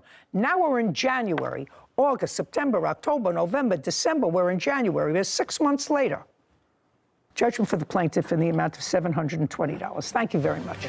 This court is adjourned. Outside the courtroom, Logan, then Brandon. Did not expect Brandon to mention sick pigs. They just wouldn't put on weight. They started not wanting to eat or drink anymore. Then they just got real skinny, no matter what I did or the vets did. He never told me. They just ended up passing away. If it was sick, I would put them in a treated pen that I have that's actually on concrete where they cannot pick up any other diseases from the ground. Some kind of infection. And I make sure the animal is even safe for transport. Wasn't going to do the blood test on him to try to figure out. I honestly have done multiple payment plans with multiple farmers. I shouldn't have to pay. And I will do it in the future too. Got frustrated. I'm glad it's over. I don't have to chase my money anymore. Sarah and Judy. So I don't know a lot about pigs or farming or, no. or housing pigs, but I was really surprised at the profit margin that the defendant was explaining. If you buy the pigs at 40 pounds, not also great at math or word problem math questions, but if you buy a pig at 40 pounds for $160, you have to feed it all the way up to 280 pounds in order to sell it to anyone. You have to, I don't even want to think about how much food that requires to feed the pigs. But then your profit, even if he wasn't splitting it with whoever helps him cut and butcher the meat, is only $800 as a high figure. That seems like a very low profit margin to have pigs in your house and to have them in your backyard and build a pen with 5 kids. That just seems like a lot for a profit margin that I expected to be much higher. That's really labor-intensive work. It just blew my mind. Yeah, different part of the world. Different part of the world. So if you don't like that part of the world, then you go to law school. I guess. Or you become a podiatrist. Or you visit. Or you visit. Farm. You visit a farm. Title, Judy Justice. Have you been cheated? Go to Judy Justice. If I got bitten by somebody's vicious dog, that's a traumatic event. We had an agreement that she signed. It says this agreement settles a dog bite. Why did you sign this? I was very high on narcotics coming out of the hospital. I do not remember signing this. This is Judy Justice. Mila Bazin is suing her former employer, Sarah Adams, for lost wages and pain and suffering after being bit by Sarah's pit bull. Okay, my issue actually is, in addition to everything else, why would a seemingly smart woman have a dog that she would have to warn people about to come to her front door? Why? I say to myself, why? I don't understand that. And when I was preparing for this case today, looking at the complaint and looking at the answer, I could do a little multitasking. I was reading the newspaper. This is today. A 7-year-old Louisiana girl was mauled to death by a neighbor's pit bull after it ran into her family yard. The name of the person is here. A child was playing outside her East Baton Rouge Parish home Friday when the dog barreled onto the property and viciously attacked her. Family member tried to stop the dog by hitting it with a walking cane, but the animal couldn't be deterred. First grader suffered multiple bites to her face and severe skull damage. She died. The dog was euthanized. The dog's owner told the officers he wasn't home during the attack and regularly lets the dog roam the neighborhood. He was charged Saturday with homicide. Yeah. Perfect. Perfect. I would go right from charge to execution. Your Honor, I also have proof that another lady down the street was bitten by... I'm going to get to you. I'm not finished. Okay. I'm not finished. I don't understand. I have others. I have others because it looks like you look like Dog-sitting mom killed by pit bulls. North Carolina woman was mauled to death by 2 pit bulls she was dog-sitting for after the mother warned her to stop watching the animals, according to reports. That's all. Husband came home, found her in the backyard being eaten by 2 pit bulls that she was watching for her son. I don't understand. I have more, but I won't bore you with more. So I don't understand why intelligent people have a dog that they know is capable of killing somebody, of just turning and killing somebody. I don't understand it. I think, you know, insurance companies can legally discriminate against people who have pit bulls by saying, we're not going to insure you. And there's a reason for that. But, Your Honor, I told her before she left not to go in my house. My dog was not outside. My dog was in my home, protecting my family. I want you to look at the video again. And unless your daughter is a moron and can't follow your instructions, she did not say to her, wait outside. I understand that. Just a second. She saw her. She was in charge of your home that day. She permitted her to come in and put the drink down. She did that. You want to watch the video again, or do you acknowledge it? I don't need to watch So the you video acknowledge it. So I don't care what you said to her. When she got there, the circumstances were such that your daughter, who is taller than you are, was very happy to have her come in instead of saying, you're not allowed to come into my house because we have this vicious dog. She's not vicious. Oh, yes, a dog that bites somebody that's coming in with... She was protecting my children in my home. Just a second. I understand what you're saying, and I'm saying to you that she came in with your daughter within inches from her. And your daughter, when she opened the door, didn't you see the dog?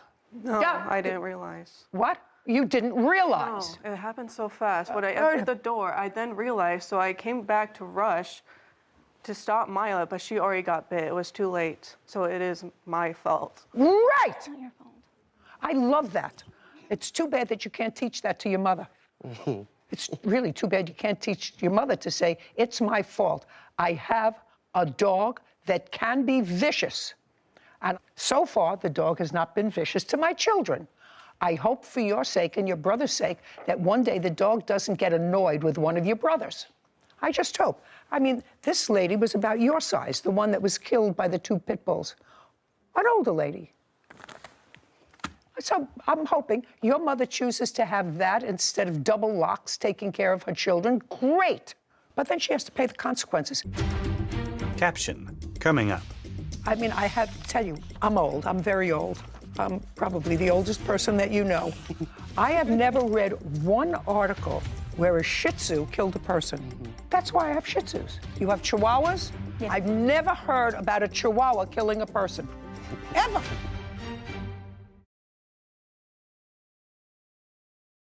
A courthouse. The Judy Justice logo appears.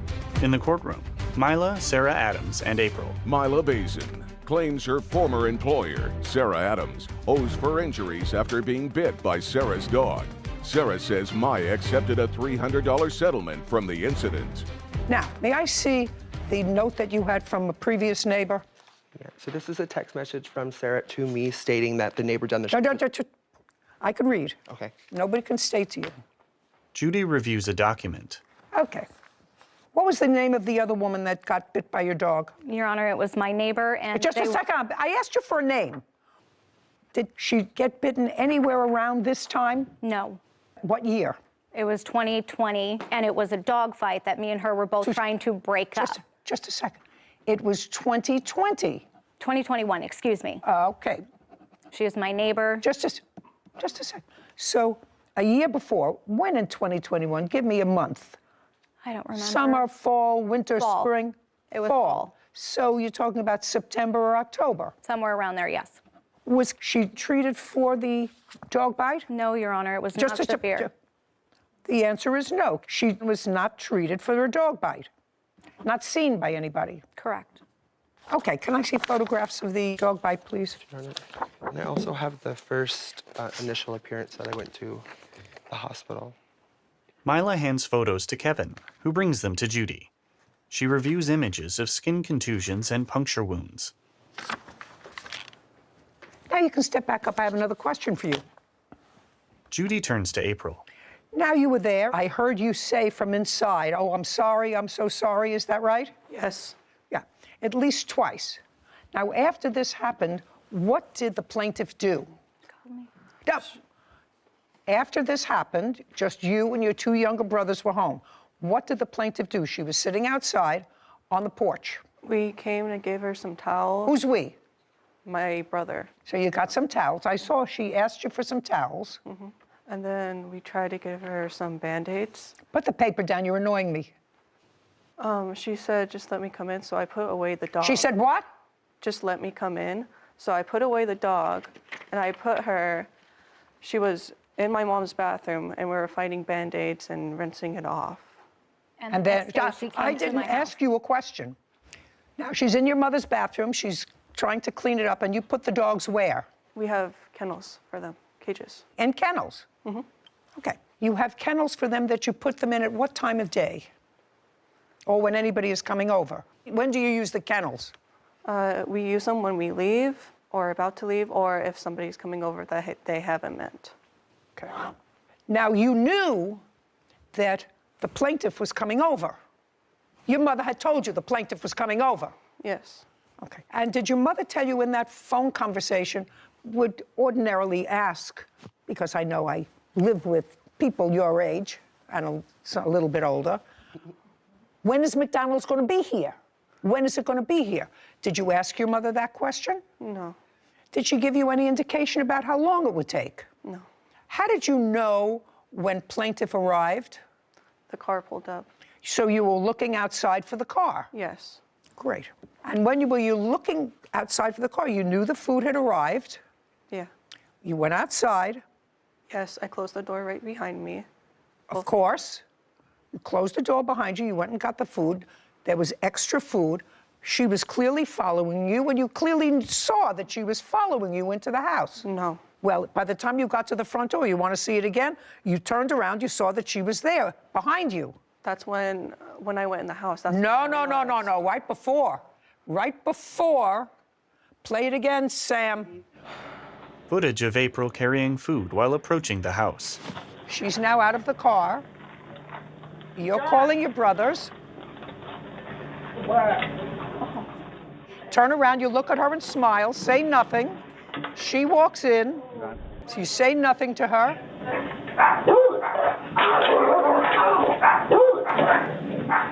Got it? Don't come in here. Don't come in, just leave it outside. You're both smiling. Smiling. You want to see it again? No, you were both smiling when you walked in. Play it again, Sam. Footage of Mila approaching April from behind. April turns to her.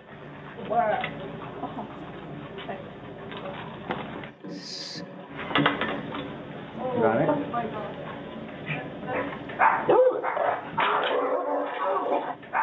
Okay, thank you. Got it? Got it? Yeah. Okay, that's when very I good. realized. Ms. Bazine, quite frankly, the only thing that's distressing to me about your complaint is that you're only suing her for $3,500. That's the only thing that is, as far as I'm concerned, you could have just as easily been really seriously injured. And to me, people who will keep an aggressive dog, that's an aggressive dog, at home for whatever reason, especially a breed that has been determined to be a potentially dangerous breed of animal, deserves any consequences. This guy, this 20-year-old idiot, is going to jail. If I was sentencing him, he would go to jail for a very long time as an example. Maybe you have to set examples for people who allow innocent people to get killed because they like a particular breed of dog. I mean, I have to tell you, I'm old. I'm very old. I'm probably the oldest person that you know. I have never read one article where a Shih Tzu killed a person. That's why I have Shih Tzus. I've heard them, they nipped my finger maybe, they ripped my stockings, they ate the furniture leg, but I've never read a piece. You have Chihuahuas, you have Chihuahua. Yeah. I've never heard about a Chihuahua killing a person, ever. Ever. So if you're dumb enough to have a dog, You have to accept the consequences. This guy is going to accept the consequences for his stupidity, for letting his pit bull roam around, by going to jail. And you don't accept the consequences by paying the exact amount that she's requesting, which is $3,500. Your counterclaim is stupid, and it's dismissed. Your Honor, and I'm done with you. Your Honor, we had an agreement that she signed. Done with you. We had an agreement that she signed. Caption coming up. I was very high on narcotics and coming under the influence of coming out of the hospital. I do not remember signing this. And if it was for her to make me feel better because of what happened. I'm sorry, Ms. Bazin, that's not going to fly with me.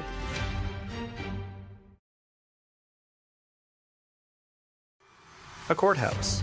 The Judy Justice logo appears. In the courtroom, Mila, Sarah Adams, and April. Defendant Sarah Adams is accusing her former employee, Mila Bazin, of harassment after her dog bit Mila. Mila claims she did not agree to Sarah's $300 settlement. We had an agreement that she signed. She signed the agreement just a second. for $300 and we were done. Okay, I'd like to see that. Please. If she... On top of that, the next day she came back into my house to meet the dog that bit her. I don't care. What do I care? What do I care about that? Why would you bring the bit? She picked at it. I have all this evidence that she picked at it, and that's what it turned into because she didn't take care of it. I have to tell you, I don't care whether she took care of it or whether it got infected. If I got bitten by somebody's vicious dog, I don't care whether it got infected or not. That's a traumatic event. The only reason why I was suing... Just a second. But if you signed a release to her, She did. That's a different story. No, I didn't. She signed that paper. Don't. Sarah Adams hands a document to Kevin, who brings it to Judy. She reviews it. Why did you sign this? This is clear. First, Kevin. Can I see it, please? And when is it dated on? Well, it says this agreement settles a dog bite that happened on 7/18. This was signed in October, November. If you shout out again. Because I was missing all my money. I was not getting paid. I needed something from her. What do you mean? I don't understand what you mean you weren't getting. Here. Is there a date on this? And I do have other things that she signed if you need to verify the signature. I was very high on narcotics and coming under the influence of coming out of the hospital. I do not remember signing this. And if it was for her to make me feel better because of what happened. I'm sorry, Ms. Bazin, that's not going to fly with me. Well, that's not going to fly with me. If you accepted the $300, no, I didn't. Pay careful attention to what I'm saying before you answer. If you and the defendant in any action can at any time, even without a lawyer, if neither of you have a lawyer, I'm speaking, can settle a claim if they wish to settle a claim before getting the courts involved. That can happen. And that should happen in many instances. I'm not quite sure this one, but it certainly should happen more often than not. You settle for less than you were entitled to. You settled for $300. Did she give you $300? No, Your Honor. May I see that document, please? She did not. Okay. Let's see whether Also she did. referring to a car battery? No. Let's not get ahead of ourselves. I agreed to give Mila $300. Did she give it to you? No. Show me that you gave it to her. And when? I gave her cash. It's on camera at work. I handed her at work with my boss there. My boss, you can call him right now. I'm not calling your boss. Listen to me. I'm not calling your boss. That's your problem to prove it. I also helped her when her car broke down. I don't paid care. for a battery. I don't care. I paid for Listen lift to me. rides for her. I don't Your dog care. bit me. Shh. I don't care. All I want to see is proof that you handed her. I gave her cash. $300. I don't have proof because I gave her cash. And Well, that's a problem for you. Did she give you cash? Your Honor, no. She just helped me out with a car battery, and then she sign that? accumulated. Just a second. It doesn't say that you gave her $300. Your Honor, she's lying. It says I agreed to give her. She's lying. I handed her $300 and made her and had her sign that at work. We did it at work. She's lying. She threatens Well, me. then I'm going to give this to you. She says you didn't give her the $300. You have no proof that you gave her the $300. You have no proof. I don't. You don't have any proof. $3,500. Judgment for the plaintiff. We're done. This court is adjourned. I feel like if it would have been a Shih Tzu that bit her and did that damage, I feel like the judge would have gone in my favor. And I knew I would get justice coming here for pit bulls. She takes care of the community. I'm so glad that happen that way. I had a lot of evidence, and the reason why her bite turned into what it looks like now is because she didn't take care of it. She picked at it. I was happy to bring the kids food. I'm that type of person. Because I have documentation of her picking at it. She went to the hospital 4 different occasions. It's pretty traumatizing. I know she was fine because I have text messages that prove that she was fine. And all of a sudden, the dog just got me. That it was her fault. She knew better than to go in the house. Right when I walked in, the dog lynched and grabbed my leg. I walked in, and then I realized there was a voice behind me. I went back and saw that Milo was back, and she got bit by that time, so I went to go help her. Locked its jaw. The burnt tooth went really far down deep. Me and the baby girl both had to hit the dog to get him off of me. I picked up the dog, and I put her in her kennel. Very terrifying. I still have PTSD, and even watching that video was shocking. She was constantly complaining about the dog bite to myself, my boss, slandering me every chance that she got. Absolutely ridiculous. And I said, Milo, look, this needs to be settled once and for all. Bullied me and put me in a position, cornered me, and made me do what she wanted to do. She was my boss, so whatever she said, I had to do. What do you want? She said, give me $300 and I'll sign something saying we're done. So that's what I did. I don't know. Some people are different. Sarah and Judy. So I just wanted to point out a distinction in the articles that you brought in. I know you've been hearing these pit bull cases for decades, and so I understand your outrage every time you see one. But the distinction in the news articles that you brought in today as examples, as well as this case, there's a couple key differences. One, the main one being, in the newspaper articles, the dogs were outside the home, outside the control. And in this case, the defendant wanted to make it especially known that the dog never left her home. However, from a legal standpoint, it's a more egregious charge if you allow your dangerous animal out and about in society without any sort of warning. However, just because it's inside your home doesn't absolve you from that responsibility. The plaintiff was still an invitee into the home. Like you had said, the daughter had every opportunity from the street all the way up the sidewalk, all the way onto the porch, and even into the screen door that you can see on the video opened up. Never once said, oh, just wait outside. Even with my own dogs. Or leave the food on the porch. Even with my own dogs, golden retrievers, sometimes I never know if they're going to be overexcited. I say, just hang on 1 second out here. Let me make sure they're good. And I make sure they're happy, whatever. And then I say, come on in.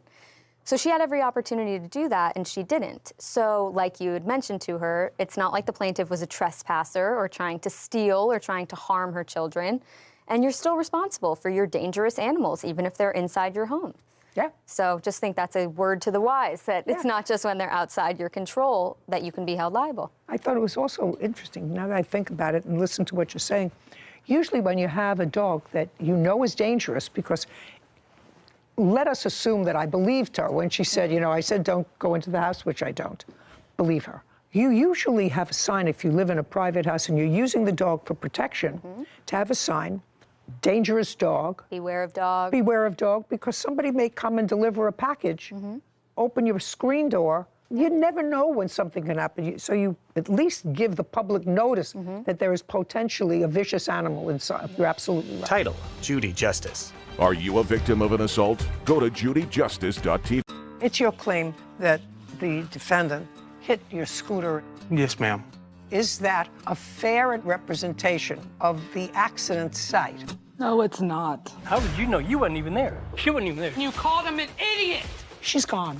In front of my son! Gone. This is Judy Justice, a suing fellow motorist, Robin Major, for scooter damages after Robin hit Matthew's scooter. Court come to order. All rise. Have a seat, everyone. Kevin approaches Judge Judy. Hello, Judge. Case 2197, Klinghoffer versus Major. Thank you. Judy turns to Matthew. You were riding a motor scooter. Yes, ma'am. Can you describe it for me, please? It is a 2018 Yamaha Zuma. Is that a small? No, I got a picture of it here. Can I see that, please? Matthew hands a document to Kevin, who brings it to Judy. She reviews an image of a scooter. Yeah, well, it's small. Yeah, it's a small vehicle. You were on this vehicle with a child? Yes, ma'am. That was your son, who's how old? 12. What's his name? Justin Barr. He's not here today. No. Why not? He has autism. And you were riding with him going where on October 20th of last year? I just picked him up from school and I was on my way home. How far is it? The school is less than a half a mile from my home. Do you pick him up every day? Most of the time, yeah, but since this accident, I have not picked him up since. Mom does. So there's a car available to pick him up. It's your claim that the defendant, while acting negligently, hit your scooter and damaged it. Yes, You ma'am. want him to be responsible. That happened on the 22nd of October. I assume sometime after 3 o'clock? Yes. It was at 3:18. In what state do you live? Evansville, Indiana. Is there any sort of helmet rule in Indiana? No, ma'am. Yes, there is. My son, for a child, yes. Just a second. So the answer is either yes or no. You Yes, said ma'am. no. So for there me, no. For my son, yes. was your son wearing a helmet? Yes, ma'am. No, he was Shh, not. shh. No, listen to me. Shh. Don't speak. He had a small purple bicycle helmet on Now, you wear a helmet because? to keep him from getting his head hurt. Hurt. Yeah. Right. Well, Which just for my own interest, why wouldn't you wear a helmet to prevent you from getting hurt? Dumb is what dumb does. Well, that would be an answer, because that sounds sort of reckless to me. Yes, ma'am. I wear a helmet now. And I'm not so sure your son was wearing a helmet on the 22nd of October either, sir. So I want you to be very, very careful when I ask you this question again. Are you positive that your son was wearing a helmet on the 22nd of October? No, ma'am, I wasn't 100% positive, but he normally always is wearing a helmet. Okay. On your way home, I understand you have some sort of a chart to try to explain to me what the accident was. This is your version of the accident. So you want to step over there, Mr. Klinghoffer? Yes, ma'am. That would be you and your son riding, both of you, probably without helmets. And it looks, that's your version, and it looks as if... sitting in traffic. Just a second. And it looks as if there's a lot of traffic.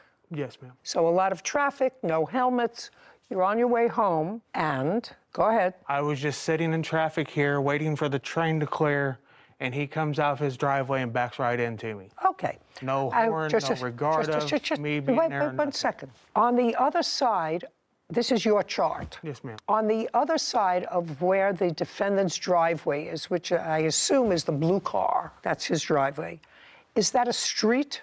Yes, ma'am. You know where I'm talking about? Yes, Point to where I'm talking about. This is a street Yes, called... that's a street. Yes. And that's a street that has cars. Yes, ma'am. Right. So one would say you should not be in that intersection.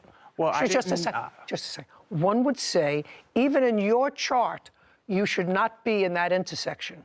You should be either have enough room in front or wait until the traffic moves, because you're stuck in the middle. So a car can't move out of... I was actually sitting about right here. Well, this is your chart. Yes, ma'am. So you indicate that that chart is not absolutely correct. No, it's and not. that your scooter was right behind the three cars. Behind these three cars here. But still in the intersection. Yes, ma'am. Just a second. We was coming to a rolling stop as the arms were coming down, so I didn't know where I was going to stop at, so I was rolling with traffic. And the vehicle that was in front of me was also pulling a trailer, and I couldn't see around it. It was a big box trailer. So you couldn't see what was in front of you? No, I could not. And I got as far away from his driveway as I possibly could. No, you weren't even thinking about his driveway, sir. Let's be square. You know, it's not a good idea to make things up as you go. No. You didn't even know that his driveway was there. Yeah, I did.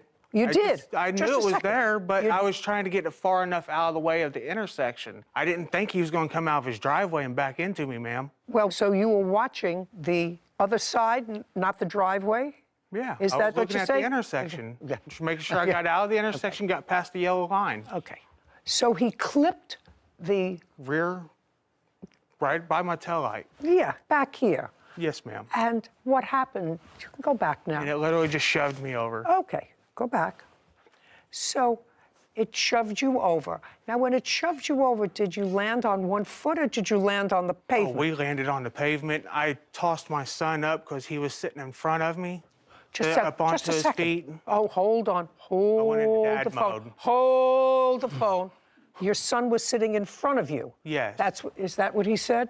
He was sitting in front of me. So your son was driving? No, he was not driving. I was driving. I'm trying to get this picture in my head. I'm being a with this little, just a second, with this little scooter. Your son was in front of you. This is one seat. So he was sitting in front of you. Yes, ma'am. Your 12-year-old? Yes, ma'am. Yes. And how tall is your 12-year-old? Probably about 5 foot, if that. My size?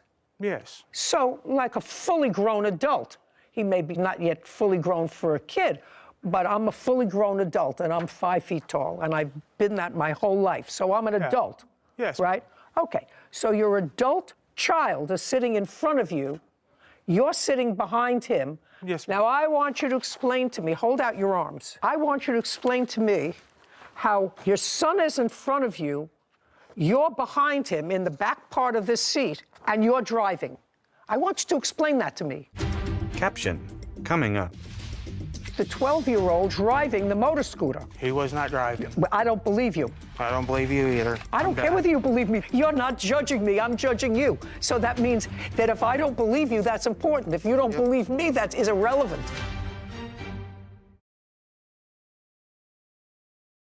A courthouse. The Judy Justice logo appears. In the courtroom, Matthew and Robin. Matthew Klinghoffer claims fellow motorist Robin Major hit Matthew's scooter while Robin was pulling out of his driveway. Go ahead. I'm reaching around my son and driving. I've been doing it since I was 16. I've been driving scooters since I was 16. Hey, you may have been driving scooters when you're 16, but I've been using my common sense for 80 years. And I don't see why your son wasn't sitting behind you so you didn't have to lean over on that big, long seat in order to be maneuvering this scooter. I'm not visualizing that, Mr. Klinghoffer, so I want you to take a deep breath. Kevin, let me see Mr. Major's diagram. Robin hands a document to Kevin, who brings it to Judy. She reviews a photo of a scooter. So I want you, your son is sitting in front on the seat. You're sitting in the raised portion behind him. I want you to put that down there. Kevin brings the photo to Matthew. Which sitting back there in the raised portion makes me sit up much higher than him. Matthew makes a mark on the photo. Sarah, does your research indicate how long this thing is? Does it give any dimensions? I'm sure I could find it. Okay, so he clipped the back and you fell off? We fell over. I stood my son back up. I got up. So you fell over and son got up? I got my son up. I got up. He was still pushing my vehicle. I got up to smack on the back of his window. And then he gets out and aggressively screaming at me, "Why are you smacking on my window? Why are you trying to break my window?" Okay. I asked him, "Why are you still proceeding to try to run over my vehicle?" But he's not trying to run over your vehicle, sir. What kind of car did he have? He had a truck. Chevy Blazer, 2003. Big one. He's in a very high SUV, right? And you're in a very low scooter. Now, neither you or your son went to the hospital, is that right? No, ma'am. Neither you or your son had medical treatment at the scene. My son was looked over, but that was Just a second. Neither you had medical treatment at the scene. No. Neither you or your son went to a doctor. No. Now, do you have a photograph of what your scooter looked like after this accident? Because this is his photograph. That's after the accident. There's another one. Okay, I'd like to see what your photograph looks like. There's all of them. Mr. Klinghoffer of the motorcycle, because Mr. Major is handing me up his photographs of what this looks like. Matthew produces photos. Here's the whole stack. Okay, so what we're talking about is this piece right here. That's my exhaust. And Just a second, that's what's damaged. This and piece, the upper panel there. I don't see anything damaged in the upper panel. On picture, it shows it. I'd like to see I bet it. it does. Now, on that muffler, that's rust. That's not rust. I might not know nothing about scooters, but I know what rust looks like. Mr. Major. Yes, ma'am. I don't know what's wrong with you. I made myself clear pleasantly to you, respectfully to you, but you certainly understood that here we don't talk to each other. Yes, ma'am. That you will have a turn right now. It's his turn. Yes, ma'am. And Your Honor, that wheelbase is 50 inches, so about 4 feet wheel to wheel. Okay, so let me see. So from here to here, wheel to wheel is 4 feet. So sitting on the back here, in order to get to the handlebars. Maybe like 3 feet. 3 feet. Hold out your arms. Nah. Okay. Now, just to complete your story, sir, Mr. Klinghoffer, this happened in October, and you said you wear a motorcycle helmet now, or a helmet now, since the accident. Yes, ma'am. Since this accident. It scared me straight. And did you or did you not have the scooter repaired? No, I have not had it repaired. Just a second. So the answer is no. Pay attention, Mr. Klinghoffer, from which I deduce, you're looking at your papers, from which I deduce that the motor scooter is operable. You've been using it since October, despite the, oh yes, that's what you just said. I haven't been using it. Who's been using it? I got 3 others. No. I got 3 other scooters that I've been driving. I don't have believe, not been driving just that a one. second, I don't believe you, sir. Okay. I want you to be really careful about what you say to me. You do wear a helmet now. Now you know where I'm going, Mr. Klinghoffer. Since the accident, so does your son. There is nothing that appears to be mechanically wrong with this motor scooter in either your photographs or his. Nothing mechanical. Estimate.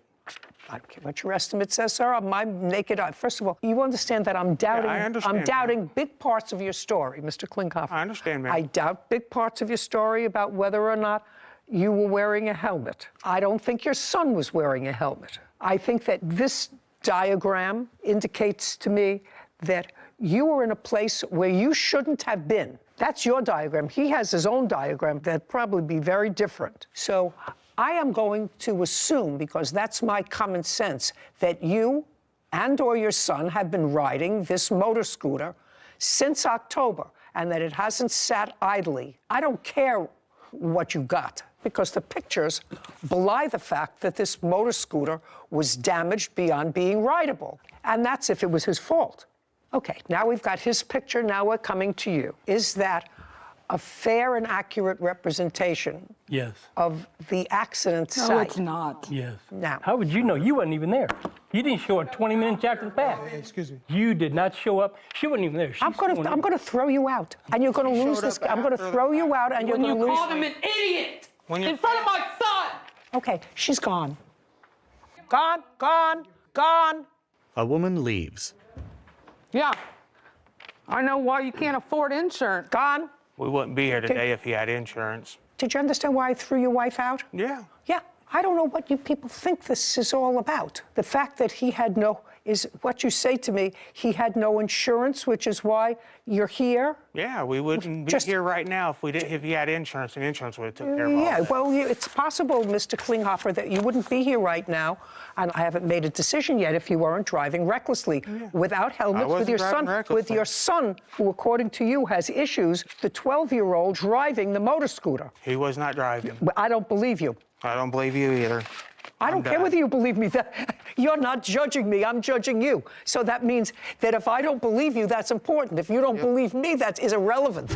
Caption coming up.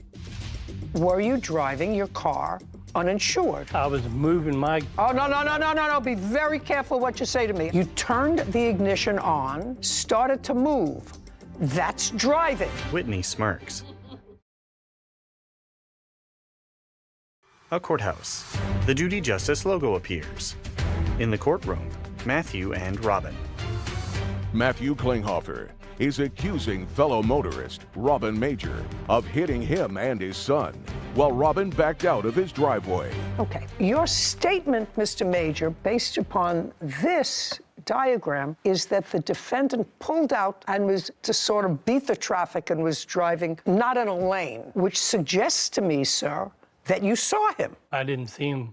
Well, how do you know that he pulled out? When I was backing out, the car that's adjacent there waved me out. You mean the car behind? Go over there. I know what you're talking about, just so that we're clear.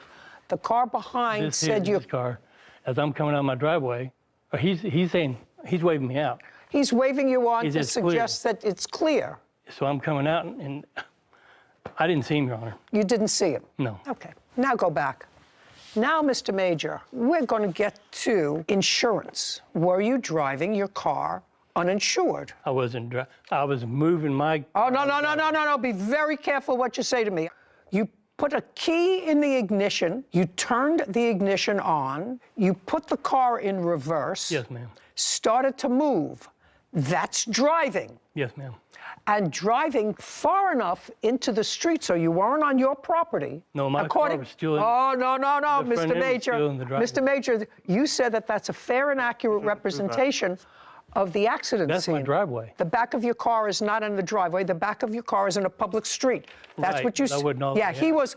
Listen to me, Mr. Major. I'm an equal opportunity abuser. You have to understand that. So please, you know, I'm sort of ancient, but please don't treat me as if I'm stupid. No, you know, people confuse age with stupidity. No, that would be a huge mistake on your part. Yes. Huge. Unless you're suggesting he came up on your driveway, which this doesn't suggest at all. You were in a public street without insurance. Yes, ma'am.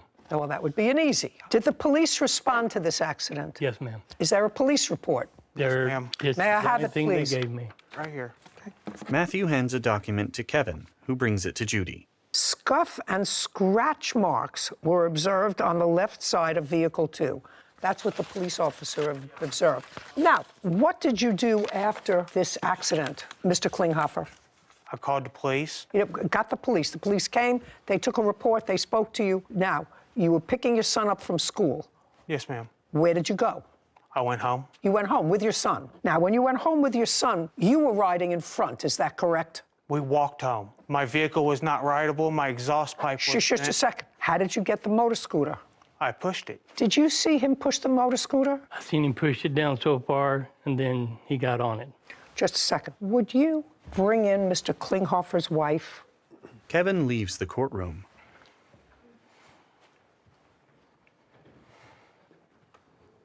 He returns with Matthew's wife. This way.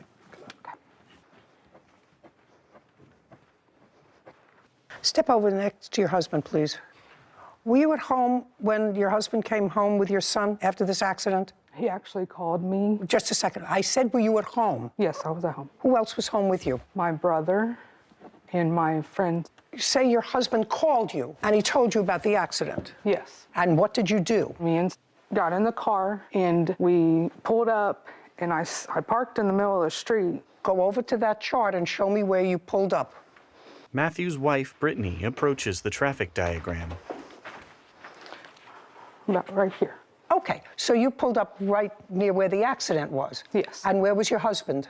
He was right here with Justin. Okay, go back. She joins Matthew at the plaintiff's table. And then what happened? Police come, police leave. I want you to tell me what happened next. After the police and fire department and ambulance leave, me and Justin walked to where they told me to park my car. So me and Justin got in the car. And your husband? He was walking the scooter back to our house with. And is that how he arrived at the house, walking with the motor scooter? Yes. Very good. Kevin, she can go out now. This way, please. Brittany leaves with Kevin. Now, as soon as Kevin gets back, we're going to take a look at your estimate. Matthew hands a document to Kevin. Thank you, Kevin. Kevin brings it to Judy, who reviews it. Okay, so protector muffler, reasonable. Front fender, unreasonable. Just a second. You understand? Yeah. Okay. Radiator cover, footrest boards. No. Rear reflector is reasonable. Exhaust pipe. Okay. Now, Mr. Major. Yes, ma'am. I'm going to tell you that ordinarily I would award him half the damage because I think that he was 50% responsible for this accident. I think he was driving negligently with his son. I think his son was actually, his 12-year-old son was driving the scooter. I think that that's what happened because his story about him sitting in the rear seat hunching over his son in a 4-foot wheelbase is not something that I can conjure. And if it was true, it was still reckless. So I would actually ascribe half of his damage to him. I'm not, and I'm going to tell you why. Because if there was a lot of traffic, you are at least partially responsible for not being more cautious. You're driving in a big car. There was somebody behind you because you did, in fact, hit them. And you have to be very cautious when you're driving a big car. The reason I'm ascribing all the damage to you, sir, is because you had no insurance. And nobody belongs on the road without insurance. And there has to be a penalty when you're driving without insurance, just like when you're driving without a license. Do you require a license? Just a second. Hey! Where you live, which Sarah can check, do you need a driver's license to ride a scooter on the street? No, you need an endorsement for a Class B scooter. A what? An endorsement for a Class B scooter. Okay. Do you have that? Yes, ma'am. Does your son? No. Your son was driving. Your case is dismissed. We're finished here. Thank you very much. My son was not driving. Court is adjourned. Robin. I had insurance, but I had it on my other vehicle, not on my truck. I didn't feel nothing until he was pounding on the back of my window. I did not see the scooter until after the fact. Wear your helmet when you're on a scooter and have insurance when you're back on your driveway. Judy and Sarah. You know what was interesting about that, Sarah, to me? The one thing he said, which came out sort of by accident, was that his son was in front of him. And there's no question that... I can imagine a world in which you're very uncomfortably trying to ride around your son, but he's not an... Welcome to today's exciting video, where we bring you a courtroom drama over a diamond watch. In this case, Sarah accuses Lisa of taking her valuable diamond watch and demands its return. However, Lisa denies the accusation, claiming she is innocent and never took the watch. Watch as both sides present their arguments and evidence in court with tensions running high. Who will the judge believe, and who will walk away with the coveted diamond watch? Stay tuned to see how this case unfolds. Judge, good afternoon. Today we are here to hear the case between two friends, Sarah Miller, the plaintiff, and Lisa Green, the defendant, regarding the disappearance of a diamond encrusted watch from the office. Sarah Miller claims that the watch, a valuable gift from her grandmother, went missing while at the office, and she accuses Lisa Green of stealing it. Lisa Green denies the allegations. Sarah, please state your case. Sarah Miller, the plaintiff. Yes, Your Honor, I have worked with Lisa for the past 3 years and we have always had a good relationship. However, things changed when my diamond watch went missing from my desk in the office last week. This watch has sentimental value to me. It was a gift from my late grandmother. I had placed it on my desk when I arrived at work on Monday, and by lunchtime it was gone. I searched the entire office, but it was nowhere to be found. I have reason to believe that Lisa took it. She was the only one near my desk that morning, and when I asked her about it, she seemed nervous and avoided eye contact. Judge, Lisa, how do you respond to these allegations? Lisa Green, the defendant. Your Honor, I am completely innocent. I did not steal Sarah's watch. Yes, I was near her desk that morning, but I was simply passing by to get some papers from the printer, which was next to her desk. I did not touch anything on her desk, let alone her watch. Sarah and I are friends, and I would never do something like that. It's possible that someone else took the watch or that it was misplaced. Sarah Miller, the plaintiff. Lisa, I understand that you are denying it, but it's hard for me to believe that my watch just disappeared without anyone having taken it. I have known you for a long time and we have shared many things at work, but I have never seen you act so strange when I asked about the watch. You avoided my questions, and that made me suspicious. If you are innocent, why did not you offer to help me search for it?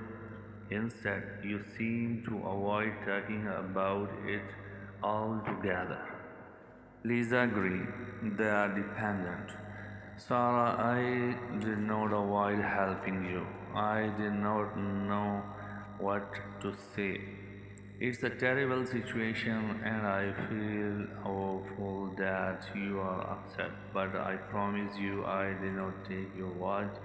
I understand how you feel, but you are accusing me without proof. I am not guilty of this. Judge. Sarah, have you found any evidence that could support your accusation, such as fingerprints or any other clause? Sarah Miller, the plaintiff. No, Your Honor. There were no signs of forced entry or fingerprints on my desk. I know that Lisa might not have touched the watch directly, but the timing and the fact that she was the only one near my desk that day make me suspicious. I can't understand why it disappeared otherwise. Judge. Lisa, were there any other people in the office that morning who might have had access to Sarah's desk? Lisa Green, the defendant. Yes, Your Honor. The office was busy that day and other colleagues were in and out of the area. I'm sure someone else could have taken it, though I don't know who. Everyone is in a hurry and it's possible someone mistakenly took the watch. Judge. I see this is indeed a difficult case, but based on the evidence and the lack of physical proof linking Lisa directly to the missing watch, I find there is insufficient funds to prove that Lisa stole that watch. However, I do urge both parties to resolve this matter amicably, as workplace tensions can strain relationships. I recommended that Sarah report the incident to your company's security for further investigation and take proper steps to ensure the security of personal belongings in the office. Sarah Miller, the plaintiff. I understand, Your Honor. I just want to find my watch.